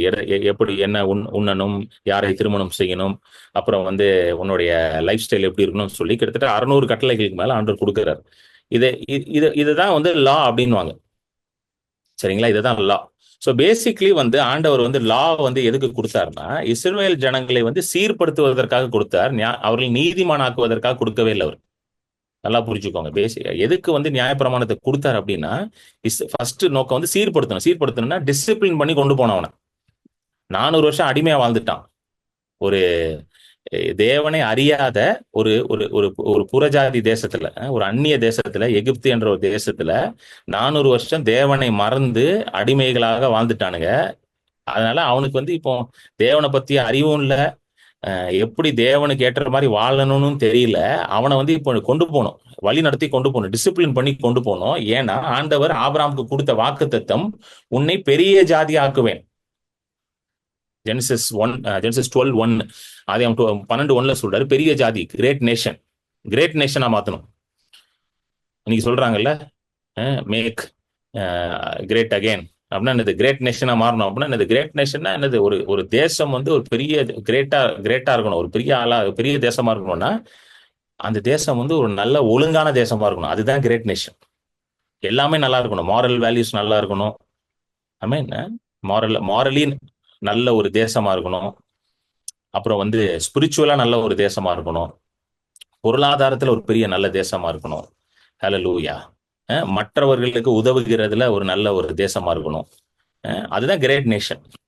ஹல்லேலூயா. சோ இப்படி ஒரு கிரேட் நேஷனா உன்னை ஆக்குவேன் தான் யாருக்கு சொன்னார் ஆண்டவர்? ஆபிரகாமுக்கு சொன்னார். இப்போ இவனுங்க எல்லாம் அடிமையா இருக்கானுங்க. புரியுதுங்களா? வலது கை இடது கை வித்தியாசம் கூட தெரியாம இருந்திருக்கானுங்கன்றானுங்க, பைபிள்ல போட்டிருக்கு. ரொம்ப மோசமான நிலைமையில வாழ்ந்துருக்காங்க. இவனை கொண்டு போய் கிரேட் நேஷனா மாத்தணும். இப்போ கிரேட் நேஷனா மாத்தணும்னா எப்படி பண்ணணும்? சில ரூல்ஸ், ரெகுலேஷன்ஸ், சில மாரல் வேல்யூஸ் எல்லாம் கொண்டு வரணும் உள்ள. ஏன்னா இஷ்டத்துக்கு வாழ்றானுங்க. அவன் இஷ்டத்துக்கு வாழ்றான். போயிட்டு யார் நினைச்சாலும் கல்யாணம் பண்ணிக்கிறான், யார் கூடனாலும் உறவு வச்சுக்கிறான். அது அந்த மாதிரி இருக்கிற ஒரு சீர்கெட்டு போன மனுஷனை கூப்பிட்டு நியாயப்பிரமாணத்தை கொடுத்து டிசிப்ளின் பண்ணி கொண்டு போறாரு. 30 லட்சம் பேர். அவ்வளவு ஈஸியான வேலை கிடையாது. ஆனா பண்றாரு ஆண்டவர். அதை எடுத்து அந்த பெரிய ப்ராஜெக்ட் எடுத்து பண்றாரு மோசையை வச்சு. புரியுதுங்களா? சோ நியாயப்பிரமாணம் என்றது வந்து ஆண்டவர் மனுஷனுக்கு கொடுத்த ஒரு காரியம். நல்லா புரிச்சுக்கோங்க. நியாயப்பிரமாணத்தை யாரு ஏற்படுத்தினா? மோசை ஏற்படுத்தல. யார் ஏற்படுத்தினா? Who created the law? Who gave the law? ஆண்டவர் தான் மோசையின் மூலமா கொடுக்கிறார். சோ ஆண்டவர் கொடுத்தா அது நல்லதா இருக்குமா கெட்டதா இருக்குமா? சொல்லுங்க. ஆண்டவர் ஒரு காரியத்தை கொடுத்தா அது நல்லதா கெட்டதா சொல்லுங்க. எனக்கு தெரிஞ்சு நல்லா தான் இருக்கும். கெட்டதா இருக்க சான்ஸே கிடையாது. 10 கட்டளையில கெட்டது ஏதாவது பார்த்திருக்கீங்களா? 10 கட்டளை படிச்சிருப்பீங்களா நீங்க எல்லாரும்? அதுல கெட்டது எதா இருக்கா? யாரா சொல்லுங்க பிரதர், 10 கட்டளை எனக்கு சரியில்லை பிரதர். சூப்பருங்க. 10 கட்டளை மாதிரி ஒரு சூப்பரான கட்டளை எதுவுமே கிடையாது. தெரியுமா உங்களுக்கு? இன்னைக்கு 10 கட்டளையே ஒரு மனுஷன் ஃபாலோ பண்ணானா ஒழுங்கா இருப்பான் வாழ்க்கையில. நான் ஓப்பனா சொல்றேன், ஒழுங்கா இருப்பான் ஒரு மனுஷன். சீரியஸா. அதுக்காக தான் அதெல்லாம் கொடுக்குறாரு ஆண்டவர். புரியுதுங்களா? ஆனால் 10 கட்டளையை ஃபாலோ பண்றதுனால நீங்க நீதிமான் கிடையாது. அதுதான் திரும்ப திரும்ப திரும்ப பவுல் எழுதிட்டு சொல்றாரு. எத்தனை பேருக்கு புரிஞ்சிருச்சு நான் சொல்றது?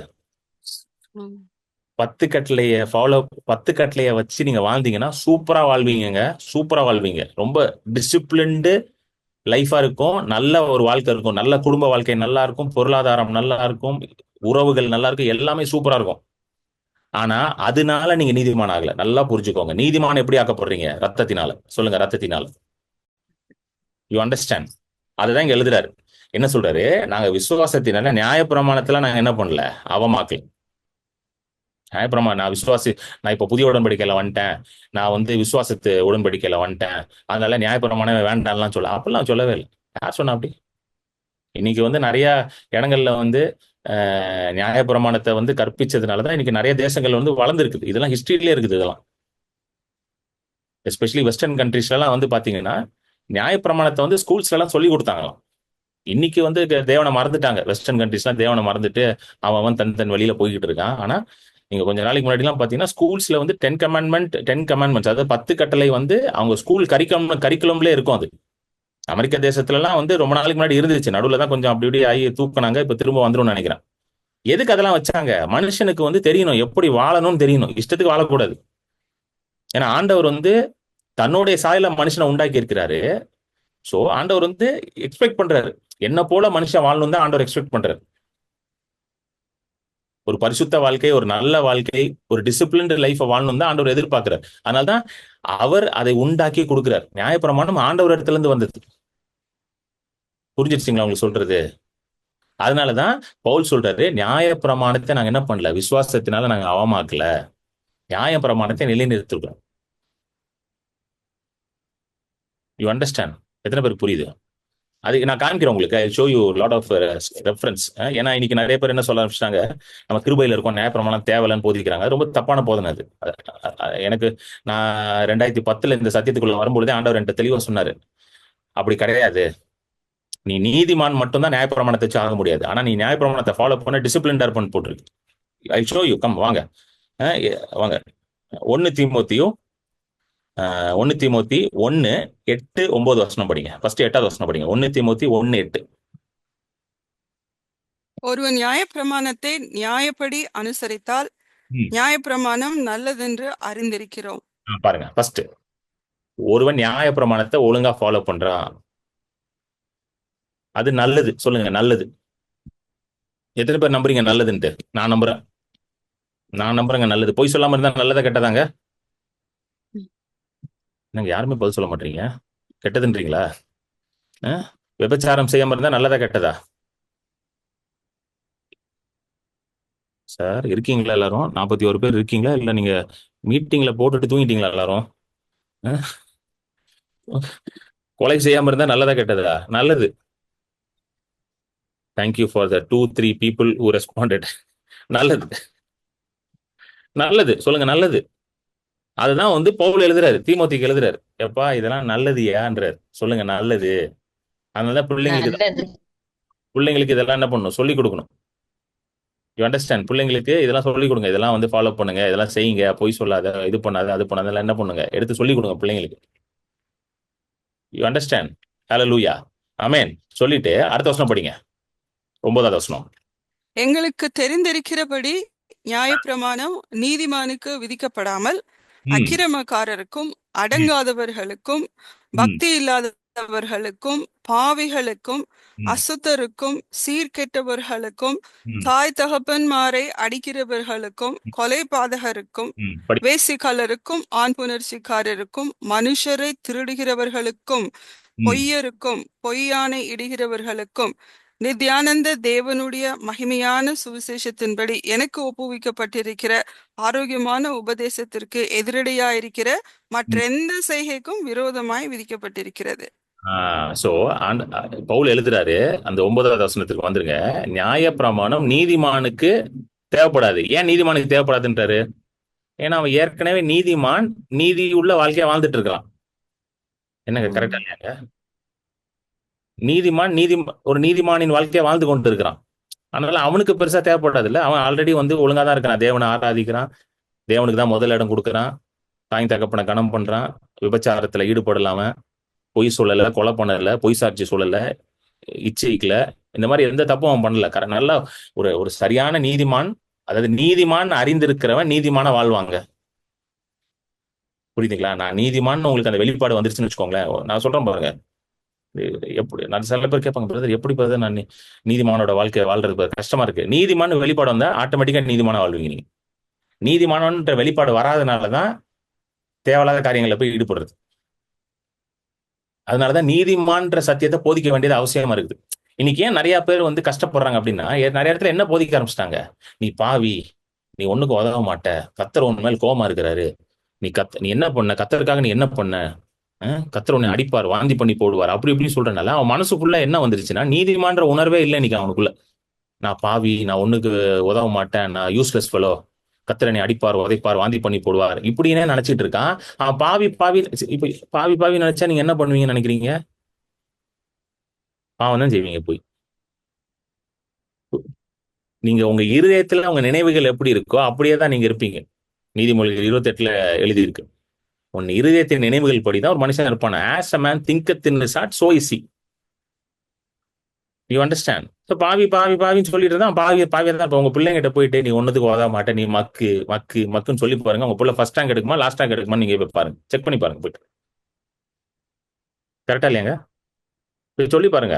தயவுசெய்து சொல்லாதீங்க, ஒரு இதுக்காக சொல்றேன், தயவுசெய்து சொல்லாதீங்க. உங்க பிள்ளைங்கலாம் அப்படி போயிட்டு படிக்கவே இல்லைனாலும் பிள்ளைய பார்த்து என்ன சொல்லுவோம், நீங்க டாப்ல வருவையா, வாழாம தலையா இருப்ப, கீழாக மேலா இருப்பேன்னு சொல்லி பாருங்க, டாப்ல வந்துடும் உங்க பிள்ளை. ஹல்லேலூயா, ஆமென். சோ நீங்க எதை வந்து ஒரு மனுஷனுக்கு போதிக்கிறீங்களோ அதுதான் அவன் வந்து உணர ஆரம்பிப்பான், அப்படிதான் வாழ ஆரம்பிக்கிறான். சோ சத்தியத்தை போதிச்சீங்கன்னா சத்தியத்தின்படி வாழ்வான். சோ நீதிமான் நீதிமான் நீதிமான் போதிச்சீங்கன்னு வச்சுக்கோங்களேன், ஆட்டோமேட்டிக்கா நீதிமான் போல வாழ ஆரம்பிச்சிரும். சோ நியாயப்பிரமாணம் என்ன என்ன சொல்றாரு பாருங்க, 9வது வசனத்தை என்ன போட்டுருப்பாங்க, வசனத்தை போடுங்க. நியாயப்பிரமாணம் நீதிமானுக்கு விதிக்கப்படாமல். ஆஹ் நீதிமானுக்கு கொடுக்க யாருக்கு அக்கிரமக்காரர்களுக்கு. சோ அக்கிரமக்காரனுக்கு இது தேவைப்படுது, அவனுக்கு போய் சொல்ல வேண்டியதா இருக்கு, எப்பா நீ பண்ணாதயா, இந்த பொய் சொல்லாதயா, தப்பு, இது வந்து நல்லது இல்லையா. ஏன் அப்படின்னா அதோட விளைவுகள்னு ஒண்ணு இருக்கு பாத்தீங்களா, இருக்கா இல்லையாங்க, ம். இருக்கா இல்லையா, ம். கான்சிக்வன்ஸ் வருதா இல்லையாங்க, அதை நீங்க இல்லைன்னு சொல்லவே முடியாது. நீங்க கண்டிப்பா இருக்கு. இப்ப நான் வந்து ஒரு ஒரு ஒரு ஒரு ஊழியம் பண்ணிட்டு இருக்கேன், சரிங்களா. ஆண்டவருடைய ஊழியத்துக்கு அழைச்சிருக்கிறேன், நான் ஊழியம் பண்ணிட்டு இருக்கேன். நான் வந்து உண்மையும் உத்தமமா இல்லாம தேவையில்லாத காரியங்களில் ஈடுபடுறேன்னு வச்சுக்கோங்களேன், அது நிச்சயமா என்னுடைய பர்சனல் லைஃப் அஃபெக்ட் பண்ணுது. இப்ப நான் நீதி ஒரு எக்ஸாம்பிள் சொல்றேன். இப்ப நான் நீதிமான் தாங்க, கரெக்டா. நான் நீதிமானா இப்ப பாவியான்னு கேட்டா நீங்க நீதிமான் தான். நீங்க நீதிமான் கேட்டா நீங்க நீதிமான் தான். நீதிமான் பிரதர், நான் நீதிமான், கர்த்தர் என்னை நேசிக்கிறார் அப்படின்னு சொல்லிட்டு டெய்லி போய் சரக்கு அடிச்சீங்கன்னு வச்சுக்கோங்க, டெய்லி போய் குடிச்சீங்கன்னு வச்சுக்கோங்க, நீதிமானோட லிவர் வந்து என்ன கெட்டு போகாம இருக்கும்னு நினைக்கிறீங்களா? எத்தனை பேர் நம்புறீங்க கெட்டு போகாது பிரதர், நான் நீதிமான், என் லிவர் எல்லாம் கெட்டு போகுது? எத்தனை பேர் அப்படி இருக்கீங்க? யாரும் அப்படி இருக்கீங்களா சொல்லுங்க, உங்களுக்காக நான் ஜோம் பண்றேன். கிடையாது. நான் நீதிமான் பிரதர், நான் நீதிமான், அதனால நான் வந்து விபச்சாரம் பண்ணாலும் ஒன்றும் பிரச்சனையே இல்லை. நாசமா போகும் குடும்பம், உடஞ்சு போகும், நாசமா உடஞ்சு போகும் குடும்பம். புரியுதுங்களா உங்களுக்கு? புரியுதுங்களா இல்லையா? அதனாலதான் நீங்க நீதிமான்றது வந்து எதை எதை வந்து இப்போ ஆண்டவர் சொல்றாரு, நீ நீதிமான்னா உனக்கும் எனக்கும் உறவு சரியா இருக்கு. நல்லா புரிச்சுக்கோங்க புரிஞ்சுக்கோங்க, நீதிமான்றது வந்து உங்க பொசிஷனல் ரிலேஷன்ஷிப் வித் காட். நீதிமான் என்னது, ஆண்டவருக்கும் உங்களுக்கு இப்போ உறவுல வந்து ஒரு பிரச்சனை இல்லை. கெட்ட குமாரன் வந்து வீட்டை விட்டு போன பிறகும் பிதா வந்து அவனை நேசித்துக் கொண்டேதான் இருக்கிறார், பிதா வந்து அவனை எதிர்பார்த்து கொண்டே இருக்கிறார். ஆனா கெட்ட குமாரன் வந்து போய் தன்னுடைய ஆஸ்தி எல்லாத்தையும் அழித்து வேசிகளோட இருந்து அதோட கான்சிக்வன்ஸ் பார்த்தானா இல்லையாங்க, பார்த்தான், ஒண்ணு இல்லாம இருந்தான். எத்தனை வருஷம் அப்படி இருந்தான்னு தெரியல, ஆனா பைபிள்ல வந்து அதெல்லாம் பெருசா மென்ஷன் பண்ணல. போனா வேசிகளோட இருந்தான், எல்லாத்தையும் விட்டுட்டான் அப்படின்னு தான் போட்டிருக்கு. ஆனா எனக்கு தெரிஞ்சு வந்து பல வருஷம் வந்து நாசமா கடந்திருப்பான். கடைசியில வர வழி இல்லாம தான் ஆண்டவட்ட வந்தான். ஏன் வந்தான்? சோறு இல்லைன்னு வந்தான் ஆண்டவட்ட. ஆனா அனுபவிச்சானா? அதை அனுபவிச்சான். கரெக்டா இல்லையாங்க? சோ நான் நீதிமான் அப்படின்னு சொல்லிட்டு இஷ்டத்துக்கு வாழணுன்றதும் பைபிள் எழுதல எங்கேயுமே, அதையும் புரிஞ்சுக்கோங்க. ஏன்னா சில பேர் அதான் சொல்றாங்க, பிரதர் நீங்க பாட்டுக்கு நீதிமான் சொல்றீங்க, அவன் இஷ்டத்துக்கு. யார் சொன்னா உங்களுக்கு? வாங்க அதையும் காட்டுற வாங்க. தீத்து புஸ்தகம் எடுங்க. தீத்து புஸ்தகத்துல இதெல்லாம் பவுல் பவுல் தான் எழுதுறாரு, ரோமரையும் பவுல் தான் எழுதினாரு. அதே பவுல் தான் தீமோத்தையும் எழுதுறாரு, அதே பவுல் தான் தீத்துவும் எழுதுறாரு. வாங்க தீத்து புஸ்தகம் வாங்க. தீத்து 3:4, 4-8 வரைக்கும் படிங்க சிஸ்டர், 4-8 வரைக்கும் படிங்க. நம்முடைய இரட்சகராகிய தேவனுடைய தயையும் மனுஷர் மேலுள்ள அன்பும் பிரசன்னமான போது, ம், நாம் செய்த நீதியின் கிரியைகளின் நிமித்தம் அவர் நம்மை இரட்சியாமல் ம், தமது இரக்கத்தின்படியே ம், மறு ஜென்ம முழுக்கினாலும் ம், பரிசுத்த ஆவியினுடைய புதிதாக்குதலினாலும் நம்மை இரட்சித்தார். ம், தமது கிருபையினாலே நாம் நீதிமான்களாக்கப்பட்டு ம், நித்திய ஜீவன் உண்டாகும் என்கிற நம்பிக்கையின்படி ம், சுதந்திரராகத்தக்கதாக ம், அவர் நமது இரட்சகராகிய இயேசு கிறிஸ்து மூலமாய் அந்த ம், பரிசுத்த ஆவியை நம்மேல் சம்பூரணமாய் பொழிந்தருளினார். ம்.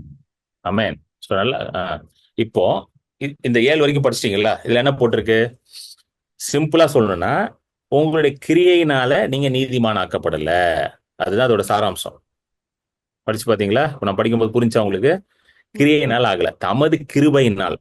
6வது வசனத்துல போட்டிருக்கு, தமது கிருபையினாலே நாம் நீதிமான்கள் ஆக்கப்பட்டு நித்திய ஜீவன் என்கிற நம்பிக்கையின்படி நம்ம என்ன ஆயிருக்கோம்? சுதந்திரவாளி ஆயிருக்கிறோம். 6வது வசனம், 6th verse. பாருங்க, இதுதான் அந்த சாராம்சம். உன்னுடைய நீதி கிடையாது. 5வது வசனத்துல வந்து போட்டிருக்கு, நாம் செய்த நீதியின் கிரியை நிமித்தம் இல்ல. சொல்லிட்டு 8வது வசனம் இதெல்லாம் சொல்லி முடிச்சிட்டாரு. சோ கிருபையினாலதான், கிரியையினால கிடையாது அப்படின்னு எல்லாம் சொல்லிட்டு 8வது வசனத்துல வந்து நிக்கிறார் பாருங்க. 8வது வசனம் படிங்க, ரொம்ப முக்கியமான வசனம். இந்த வார்த்தை உண்மை உள்ளது. ம். தேவனிடத்தில் விசுவாசமானவர்கள் நற்கிரியைகளை செய்ய ஜாக்கிரதையாயிருக்கும்படி நீ ம். இவைகளை குறித்து திட்டமாய் போதிக்க வேண்டும் என்று விரும்புகிறேன். ம். இவைகளே நன்மையும் மனுஷருக்கு பிரயோஜனமும் ஆனவைகள். புரியுதுங்களா? எத்தனை பேருக்கு புரியுது? ஸ்தோத்திரம். தேவனிடத்தில் விசுவாசமா இருக்கிறீங்கன்னு நீங்க சொன்னீங்கன்னா, வசனத்தை சைடுல வைங்க, வசனத்தை எடுக்காதீங்க. தேவனிடத்தில் விசுவாசமா இருக்கிறீங்க அப்படின்னா நீங்க என்ன செய்யணுமா? நற்கிரியைகளை செய்ய ஜாக்கிரதைன்னு போட்டிருக்கு. அப்படின்னா என்ன அர்த்தம்? யூ ஷுட் பி நற்கிரியைகள் diligent செய். to do good works. என்கேஜிவில போட்டிருக்கு பாருங்க. This is a faithful saying. அப்படின்னா இது ரொம்ப உண்மையான ஒரு காரியம். அது ரொம்ப ரொம்ப ஜாக்கிரதையா செய்ய வேண்டிய ஒரு காரியம் அது. ம். If you say that you are a believer, நான் ஒரு விசுவாசி, நான் ரட்சிக்கப்பட்டிருக்கேன், பரிசுத்த ஆவியினால அபிஷேகம் பண்ணப்பட்டிருக்கேன், தேவன் தான் என் ரட்சகர் அப்படின்னு நீங்க சொன்னீங்கன்னா, நீங்க நற்கிரியைகளை செய்வதற்கு ஜாக்கிரதையா இருக்கணுமா நீங்க? அப்படின்னா என்ன அர்த்தம்? நீங்க நற்கிரியைகளை செய்யணும்னு போட்டிருக்கு. அப்படின்னா உங்களுக்குள்ள இருக்கிற விசுவாசமும் உங்களுக்குள்ள இருக்க சுவிசேஷமும் எதை உண்டாக்கணும்? உங்க வாழ்க்கையில நற்கிரியைகளை உண்டாக்கணும். எத்தனை பேருக்கு புரியுது? புரியுதுங்களா இல்லையா உங்களுக்கு? ம். இதே பவுல் வந்து கிருபையினால ரட்சிக்கப்பட்டீங்க, கிரியையினால கிடையாது, நியாயப்பிரமாணத்தினால கிடையாது அப்படின்னு ரொம்ப ஸ்ட்ராங்கா எழுதிருவாரு. ரோமருக்கு எழுதியிருக்காரு. அதே பவுல் தான் என்ன எழுதுவாருன்னா, தீத்து 3:8 தெளிவா போட்டிருக்கு.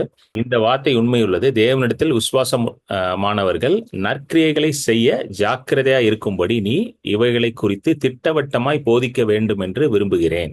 இது வந்து பவுல் வந்து தீமோத்திக்கு எழுதுறார். தீமோத்தி வந்து ஒரு பாஸ்டர். அவர் வந்து அவருக்கு ஒரு சபை இருக்குது. ஸோ ரொம்ப ஒரு வாலிபன், ஒரு யங் மேன் அவரு.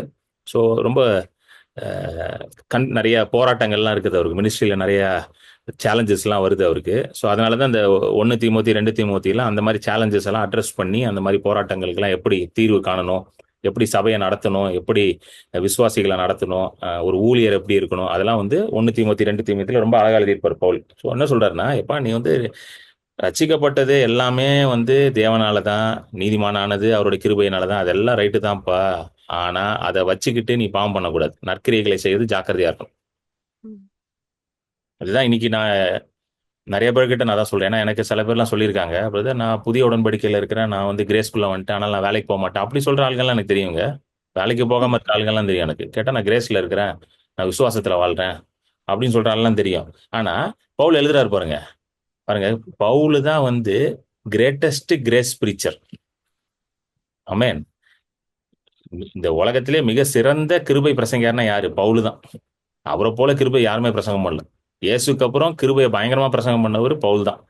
ஆனா அதே பவுல் வந்து 2 தெசலோனியர் 3:10. ஒருவன் வேலை செய்ய மனதில்லாதிருந்தால் அவன் சாப்பிடவும் கூடாது என்று நாங்கள் உங்களிடத்தில் இருந்தபோது உங்களுக்கு கட்டளையிட்டோமே.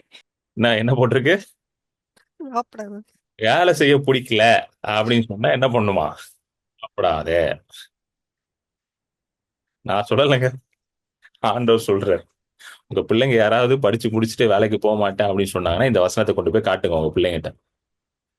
தம்பி நல்லா பாருப்பா, மனுஷனா வேலை செய்யணும், வேலை செஞ்சாதான் சாப்பிடணும், இதை நான் சொல்லலப்பா கர்த்தரே சொல்றேன்னு காமிங்க. தப்பே கிடையாது. பிள்ளைகளை நல்வழியில நடத்த வேண்டியது நம்ம கடமை. நிறைய பேர் வந்து பண்ண மாட்டேங்கிறாங்க. நான் பார்த்துட்டேன். பிள்ளைகள் ஐயோ என் புள்ளன்னு சொல்லி விட்டுறாங்க ஃப்ரீயா. நேற்றுலாம் ஒரு ஃபேமிலிக்கு போயிருந்தேன் கவுன்சிலிங்க்கு. ஏகப்பட்ட பிரச்சனைக்கு காரணமே என்னதுன்னா, பிள்ளைகளை வந்து ஃப்ரீயா விட்டதுனால தான். என்ன ஃப்ரீயா விட்டாங்கன்னா, எல்லாம் ஸ்கூல் படிக்கும் போதே எல்லாத்துக்கும் கையில மொபைல் போனு, 2 போன் வச்சிருக்கான். எடுத்துட்டு வரான், 2 போன் எடுத்துட்டு வரான். நைட்டு 3 மணிக்கு தான் படுத்து தூங்குறானா. 3 மணி வரைக்கும் கண்டதையும் உட்காந்து பாக்குறது போன்ல. அப்புறம் எங்கேயாவது எதாவது சேட் பண்றது, எவ கூடயாவது உட்காந்து சேட் பண்றது. 3 மணிக்கு படுக்கிறது. 3 மணிக்கு படுத்து தூங்குனா என்னமோலாம் கனவு வருதான், பேய் வருதான், பிசாசு பேய் தான் வரும். 3 மணிக்கு படுத்து தூங்குனா இன்னும் என்ன வரும்? நான் 3 மணிக்கு பைபிள் படிச்சா படுத்து தூங்கினா அவன் அவங்க அம்மா ம். சொல்றாங்க, என் பையனுக்கு வந்து என்னமோலாம் ஆகுது பாரு. நான் சொன்னேன், ஏம்மா 3 மணி வரைக்கும் ஜோம் பண்ணிட்டு 3 வரைக்கும் பைபிள் படிச்சு படுத்து தூங்குனா வானம் திறந்து இருக்கதா பாப்பீங்க, யாக்கோப்பு மாதிரி. 3 மணி வரைக்கும் உட்காந்து கண்டதையும் உட்காந்து பார்த்துக்கிட்டு எவளோடய உட்காந்து பேசிக்கிட்டு இருந்தா என்ன ஒரு பேய் தான் வரும் கனவுல. வேற என்னங்க வரும்? சொல்லுங்க. புரியுதுங்களா உங்களுக்கு? ஆனா ரட்சிக்கப்பட்ட குடும்பம், ஞானஸ்தானம் எடுத்திருக்கு, எல்லாம் இருக்குது. புடிச்சு நல்லா திட்டி விட்டேன் நேத்து போட்டு நல்லா. என்கிட்ட எல்லாம் இந்த மாதிரி கவுன்சிலிங் வந்தா டைரக்டா திட்டிடுவேன், நான்லாம் பார்க்கலாம் மாட்டேன். சீரியஸா சொல்றேன். இது இது இது என்ன இது சொல்லுங்க? இப்படியா பிள்ளைய வளர்ப்பாங்க யாராவது? 2 ஃபோனை தூக்கிட்டு வரான். தூக்கிட்டு வந்து இதுதான் 2 நான் கேட்டேன், என்ன படிக்கிற பையனுக்கு எதுக்குங்க 2 ஃபோனு? பிசினஸ் பண்றவனே ஒரு ஃபோனு தான் வச்சிருக்கிறான். அஹ் அவனுக்கு 2 ஃபோனு, இவனுக்கு எல்லா பிள்ளையும் இப்படி இருந்தா அப்புறம் என்ன? இப்படிதான் இருக்கும். பிசாசு தான் வந்து உட்காந்துருக்கும், வீட்டுல வந்து உட்காந்துருக்கும். புரியுதுங்களா உங்களுக்கு? அதனாலதான் தீத்துக்கு எழுதுறாரு பவுல், தெப்பா ரட்சிக்கப்பட்ட எல்லாம் ரைட்டு தான், நற்கிரியில ஜாக்கிரதை. சொல்லுங்க ஜாக்கிரதையா இருக்கு. சொல்லுங்க ஜாக்கிரதையா இருக்கு. You should be very. ஜாக்கிரதை. It's not a joke. I'm not telling. சி, பிசாசு வந்து ஒரு விசுவாசியை எப்படி வீழ்த்தணும்னு சொல்லிட்டு கர்ச்சிக்கிற சிங்கத்தை போல என்ன பண்றானா? சுத்திக்கிட்டு இருக்கான். சி, நீங்க நீங்க நீங்க நம்ம வந்து ரொம்ப லைட்டா எடுத்துக்கிறாங்க நிறைய பேர். அதெல்லாம் ஒண்ணாகாது பிரதர். அது யார் சொன்னா அதெல்லாம் ஒண்ணாகாதுன்ட்டு? இப்படிலாம் ஒண்ணும் கிடையாது. அஹ் அவன் வந்து எவனை விழுங்கலான் என்று வகை தேடி சுத்தி கொண்டிருக்கிறானா. அது தெரியுமா உங்களுக்கு? எவன் மாட்டுவான், எவன் சிக்குவான் அப்படின்னு தேடிட்டு இருக்கான். புரியுதுங்களா உங்களுக்கு? ஆனா அதை பார்த்து நீங்க பயப்படணும்னு அவசியம் கிடையாது. அது நல்லா புரிஞ்சுக்கோங்க. அவனை ஐயோ ஐயோ அப்போ அவன் என்னை விழுங்கிருவானா? ஏன் உங்களை விழுங்குறான்? நீங்க தேவனோட ஒரு நல்ல உறவுல வாழும்போது உங்களை ஏன் விழுங்குறான்னு கேட்கிறானா. நான் நீதிமான், கிறிஸ்து எனக்குள்ள இருக்கிறார், கிறிஸ்துவே எனக்குள்ள வாழ்கிறார்ன்ற அந்த சத்தியத்துல நின்னு தேவனோட வாழும் பொழுது நீங்க ஏன் விழுறீங்க? உங்களை விழுங்கி போடணும். அந்த வசனத்தை போடுங்க. 1 பேதுரு 5:8. தெளிந்த புத்தி உள்ளவர்களாயிருங்கள், விழித்திருங்கள். ஏனெனில் உங்கள் எதிராளியாகிய பிசாசானவன் கெர்ச்சிக்கிற சிங்கம் போல் எவனை விழுங்கலாமோ என்று வகை தேடி சுற்றித் திரிகிறான். தெளிந்த புத்தியா இருங்கள். இது ரொம்ப முக்கியம். தெளிந்த புத்தியா இருங்கள். Be sober minded. தெளிந்த புத்தி. தெளிந்தது. சோபர்ன்ற வார்த்தை வந்து எந்த பதத்துல யூஸ் பண்ணுவாங்கன்னா, இந்த இந்த ஆல்கஹால் அதெல்லாம் வந்து நீங்க ஒரு மனுஷன் ஆல்கஹால் எடுக்கும் பொழுது அவன் மைண்ட் வந்து எப்படி ஆயிரும்? ஒரு மாதிரி ஒரு ஒரு போதையில போயிடுவான் அவன்.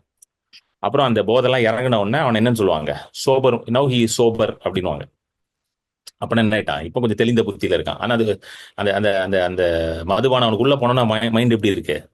ஒரு மாதிரி கரப்ட் ஆயிருதுல, ஒரு மாதிரி மோசமாயிருதுல அவனுக்கு. அதான் அது எல்லாம் இறங்கி அடுத்த நாள் எப்படி இருப்பான்? தெளிந்த புத்தியா இருப்பான், சோபர் மைண்டட் ஆயிடுவான். ஐயோ நானா அப்படி பண்ணேன், நானா அப்படி பேசினேன், நானா இதை செஞ்சேன்னுவான். அவனுக்கே தெரியாது, ஏன்னா புத்தி பேதலிச்சு போய் உட்காந்துருப்பான். சோ பாவம் வந்து ஒரு மனுஷனுடைய மைண்ட் என்ன பண்ணுது? கெடுக்குது. புரியுதுங்களா உங்களுக்கு சொல்றது? பாவம் வந்து மனுஷனோட மைண்டை கெடுக்குது. எது தெளிந்த புத்தி உங்களுக்கு கொடுக்கும் உங்க வாழ்க்கையில? தேவ வசனம் மட்டும்தான் உங்க புத்தியை தெளிய வைக்கும். Hallelujah. Only the word of God will give you a sound mind. ஆமென். தேவனோட வார்த்தை மட்டும்தான் ஒரு தெளிந்த புத்தி, ஒரு சோபர் மைண்டு, ஒரு ஒரு சவுண்ட் மைண்டு, ஒரு ஞானமுள்ள ஒரு ஒரு இருதயம், ஒரு உணர்வுள்ள ஒரு இருதயத்தை வந்து எது உங்களுக்கு உண்டாக்கும் உங்க வாழ்க்கையில? வசனம் மட்டும்தான் உண்டாக்கும். அதனாலதான் வசனத்தை தவிர வேற எதுல நீங்க டைம் நிறைய ஸ்பெண்ட் பண்ணாலும் மைண்ட் எப்படி ஆயிருது? ஒரு மாதிரி ஆயிருது. கிறிஸ்துவன் தான் ரசிக்கப்பட்டிருக்கீங்க, நீதிமான், அவரோட ரத்தத்தினால் நீதிமான மாற்றப்பட்டிருக்கீங்க. ஆனா மைண்ட் எப்படி இருக்கு? கன்ஃபியூஸ்டா இருக்கு. எப்ப பார்த்தாலும் பயத்திலே வாழ்ட்டு திகிலே இருக்கிறீங்க. ஏன்னா மைண்ட் கண்ட இதையும் உட்காந்து பார்த்துக்கிட்டு இருந்தா மைண்ட் அப்படிதான் இருக்கும். ஆமேன்.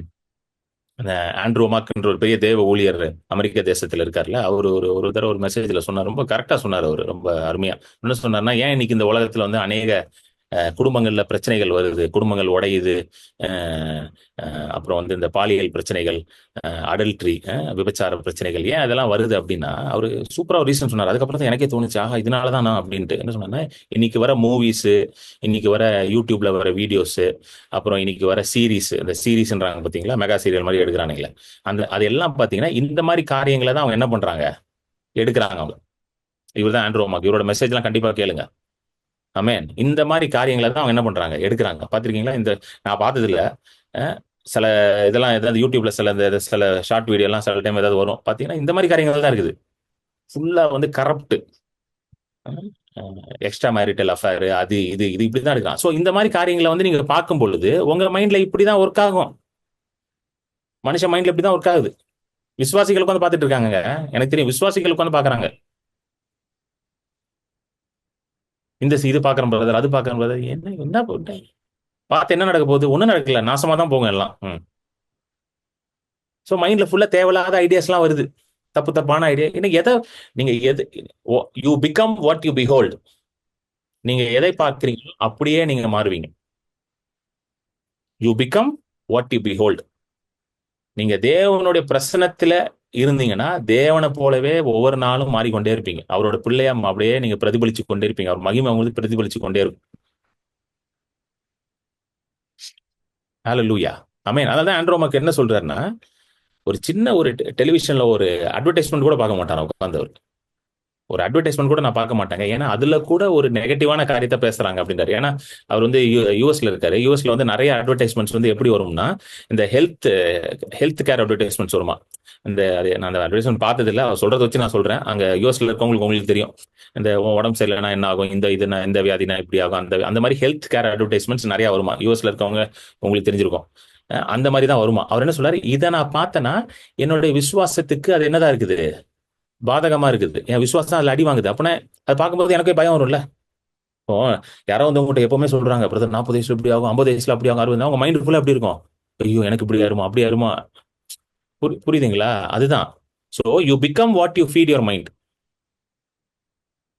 ஸோ உங்க மைண்டுக்குள்ள எது போதோ அதான், அதுதான் சொல்றாரு.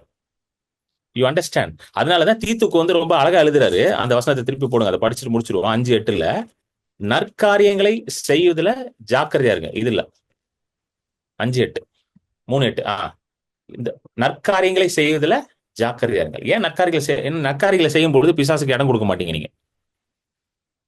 ஏன்னா பிசாசுக்கும் நற்காரியத்துக்கும் சம்பந்தமே கிடையாது. ஹalleluya. பிசாசுக்கும் யாருக்கும் சம்பந்தம் இல்ல. நற்காரியங்கள், நீதி உள்ள காரியங்கள், அதுக்கும் அவனுக்கும் சம்பந்தமே கிடையாது. அவன் பொய்யின் பிதா, பாவத்துக்கு அதிபதி, மரணத்தின் அதிபதி அவன். So when you're doing good works, when you're doing righteous works, நீதியின் காரியங்கள், நற்காரியங்கள், தேவ காரியங்கள்ல நீங்க ஈடுபடும் பொழுது தேவ பிரசனம் உங்களை ஆட்கொள்வதை நீங்க உணர ஆரம்பிப்பீங்க. You will start experiencing God's presence. உங்களுக்குள்ள இருக்க பிரசனம் அது வெளிப்பட ஆரம்பிச்சிடும். உங்களுக்குள்ளதான் ஆண்டவர் இருக்கிறாரு, உங்களுக்குள்ளதான் வந்து பரிசுத்தவன் இருக்காரு. ஆனா இப்படிப்பட்ட நற்காரியங்கள்ல நீங்க ஈடுபடும் பொழுது, வேத வாசிப்பு, ஜெபம், ஊழியம், மற்றவர்களுக்கு உதவி செய்வது, இதெல்லாம் நற்காரியங்கள். இதுல ஈடுபடும் பொழுது என்ன ஆகும், தேவ பிரசனம், உங்களுக்குள்ள இருக்க பிரசனம் வெளியே வரதை பார்ப்பீங்க நீங்க. எத்தனை பேருக்கு புரிஞ்சிருச்சு நான் சொல்றது? இதைதான் பவுல் சொல்றாரு. எப்பா நீ கிருபையினால ரசிக்கப்பட்டிருக்க, நீதிமானாக்கப்பட்டிருக்க, ஆனா நீ நற்காரியங்களை செய். ஆமென். நம்ம தொடர்ந்து அடுத்த வாரம் நம்ம தொடர்ந்து பார்ப்போம். இதை எனக்கு டைம் இல்ல, நம்ம அடுத்த வாரம் ரொம்ப நாள் ஸ்டார்ட் பண்ணிடுவோம். அடுத்த வாரம் ரொம்ப நாள் ஸ்டார்ட் பண்ணிடுவோம். காணிக்கை கொடுக்க விரும்புறவங்க இதை யூஸ் பண்ணி நீங்க கொடுக்கலாம். ஆமென். உங்களுக்கு இந்த டீடைல்ஸ் உங்க ஸ்கிரீன்ல இருக்குது. ஸ்கேன் பண்ணி கொடுக்குறவங்க ஸ்கேன் பண்ணி கொடுங்க. யூபிஐ மூலமா ஸ்கேன் பண்ணி கொடுக்குறவங்க கூகுள் பே, பேடிஎம் அண்ட் ஃபோன்பேலாம் இதை ஸ்கேன் பண்ணி கொடுங்க. ஃபோன் நம்பர் இருக்கு 9884160264. யூபிஐ நம்பர் அது.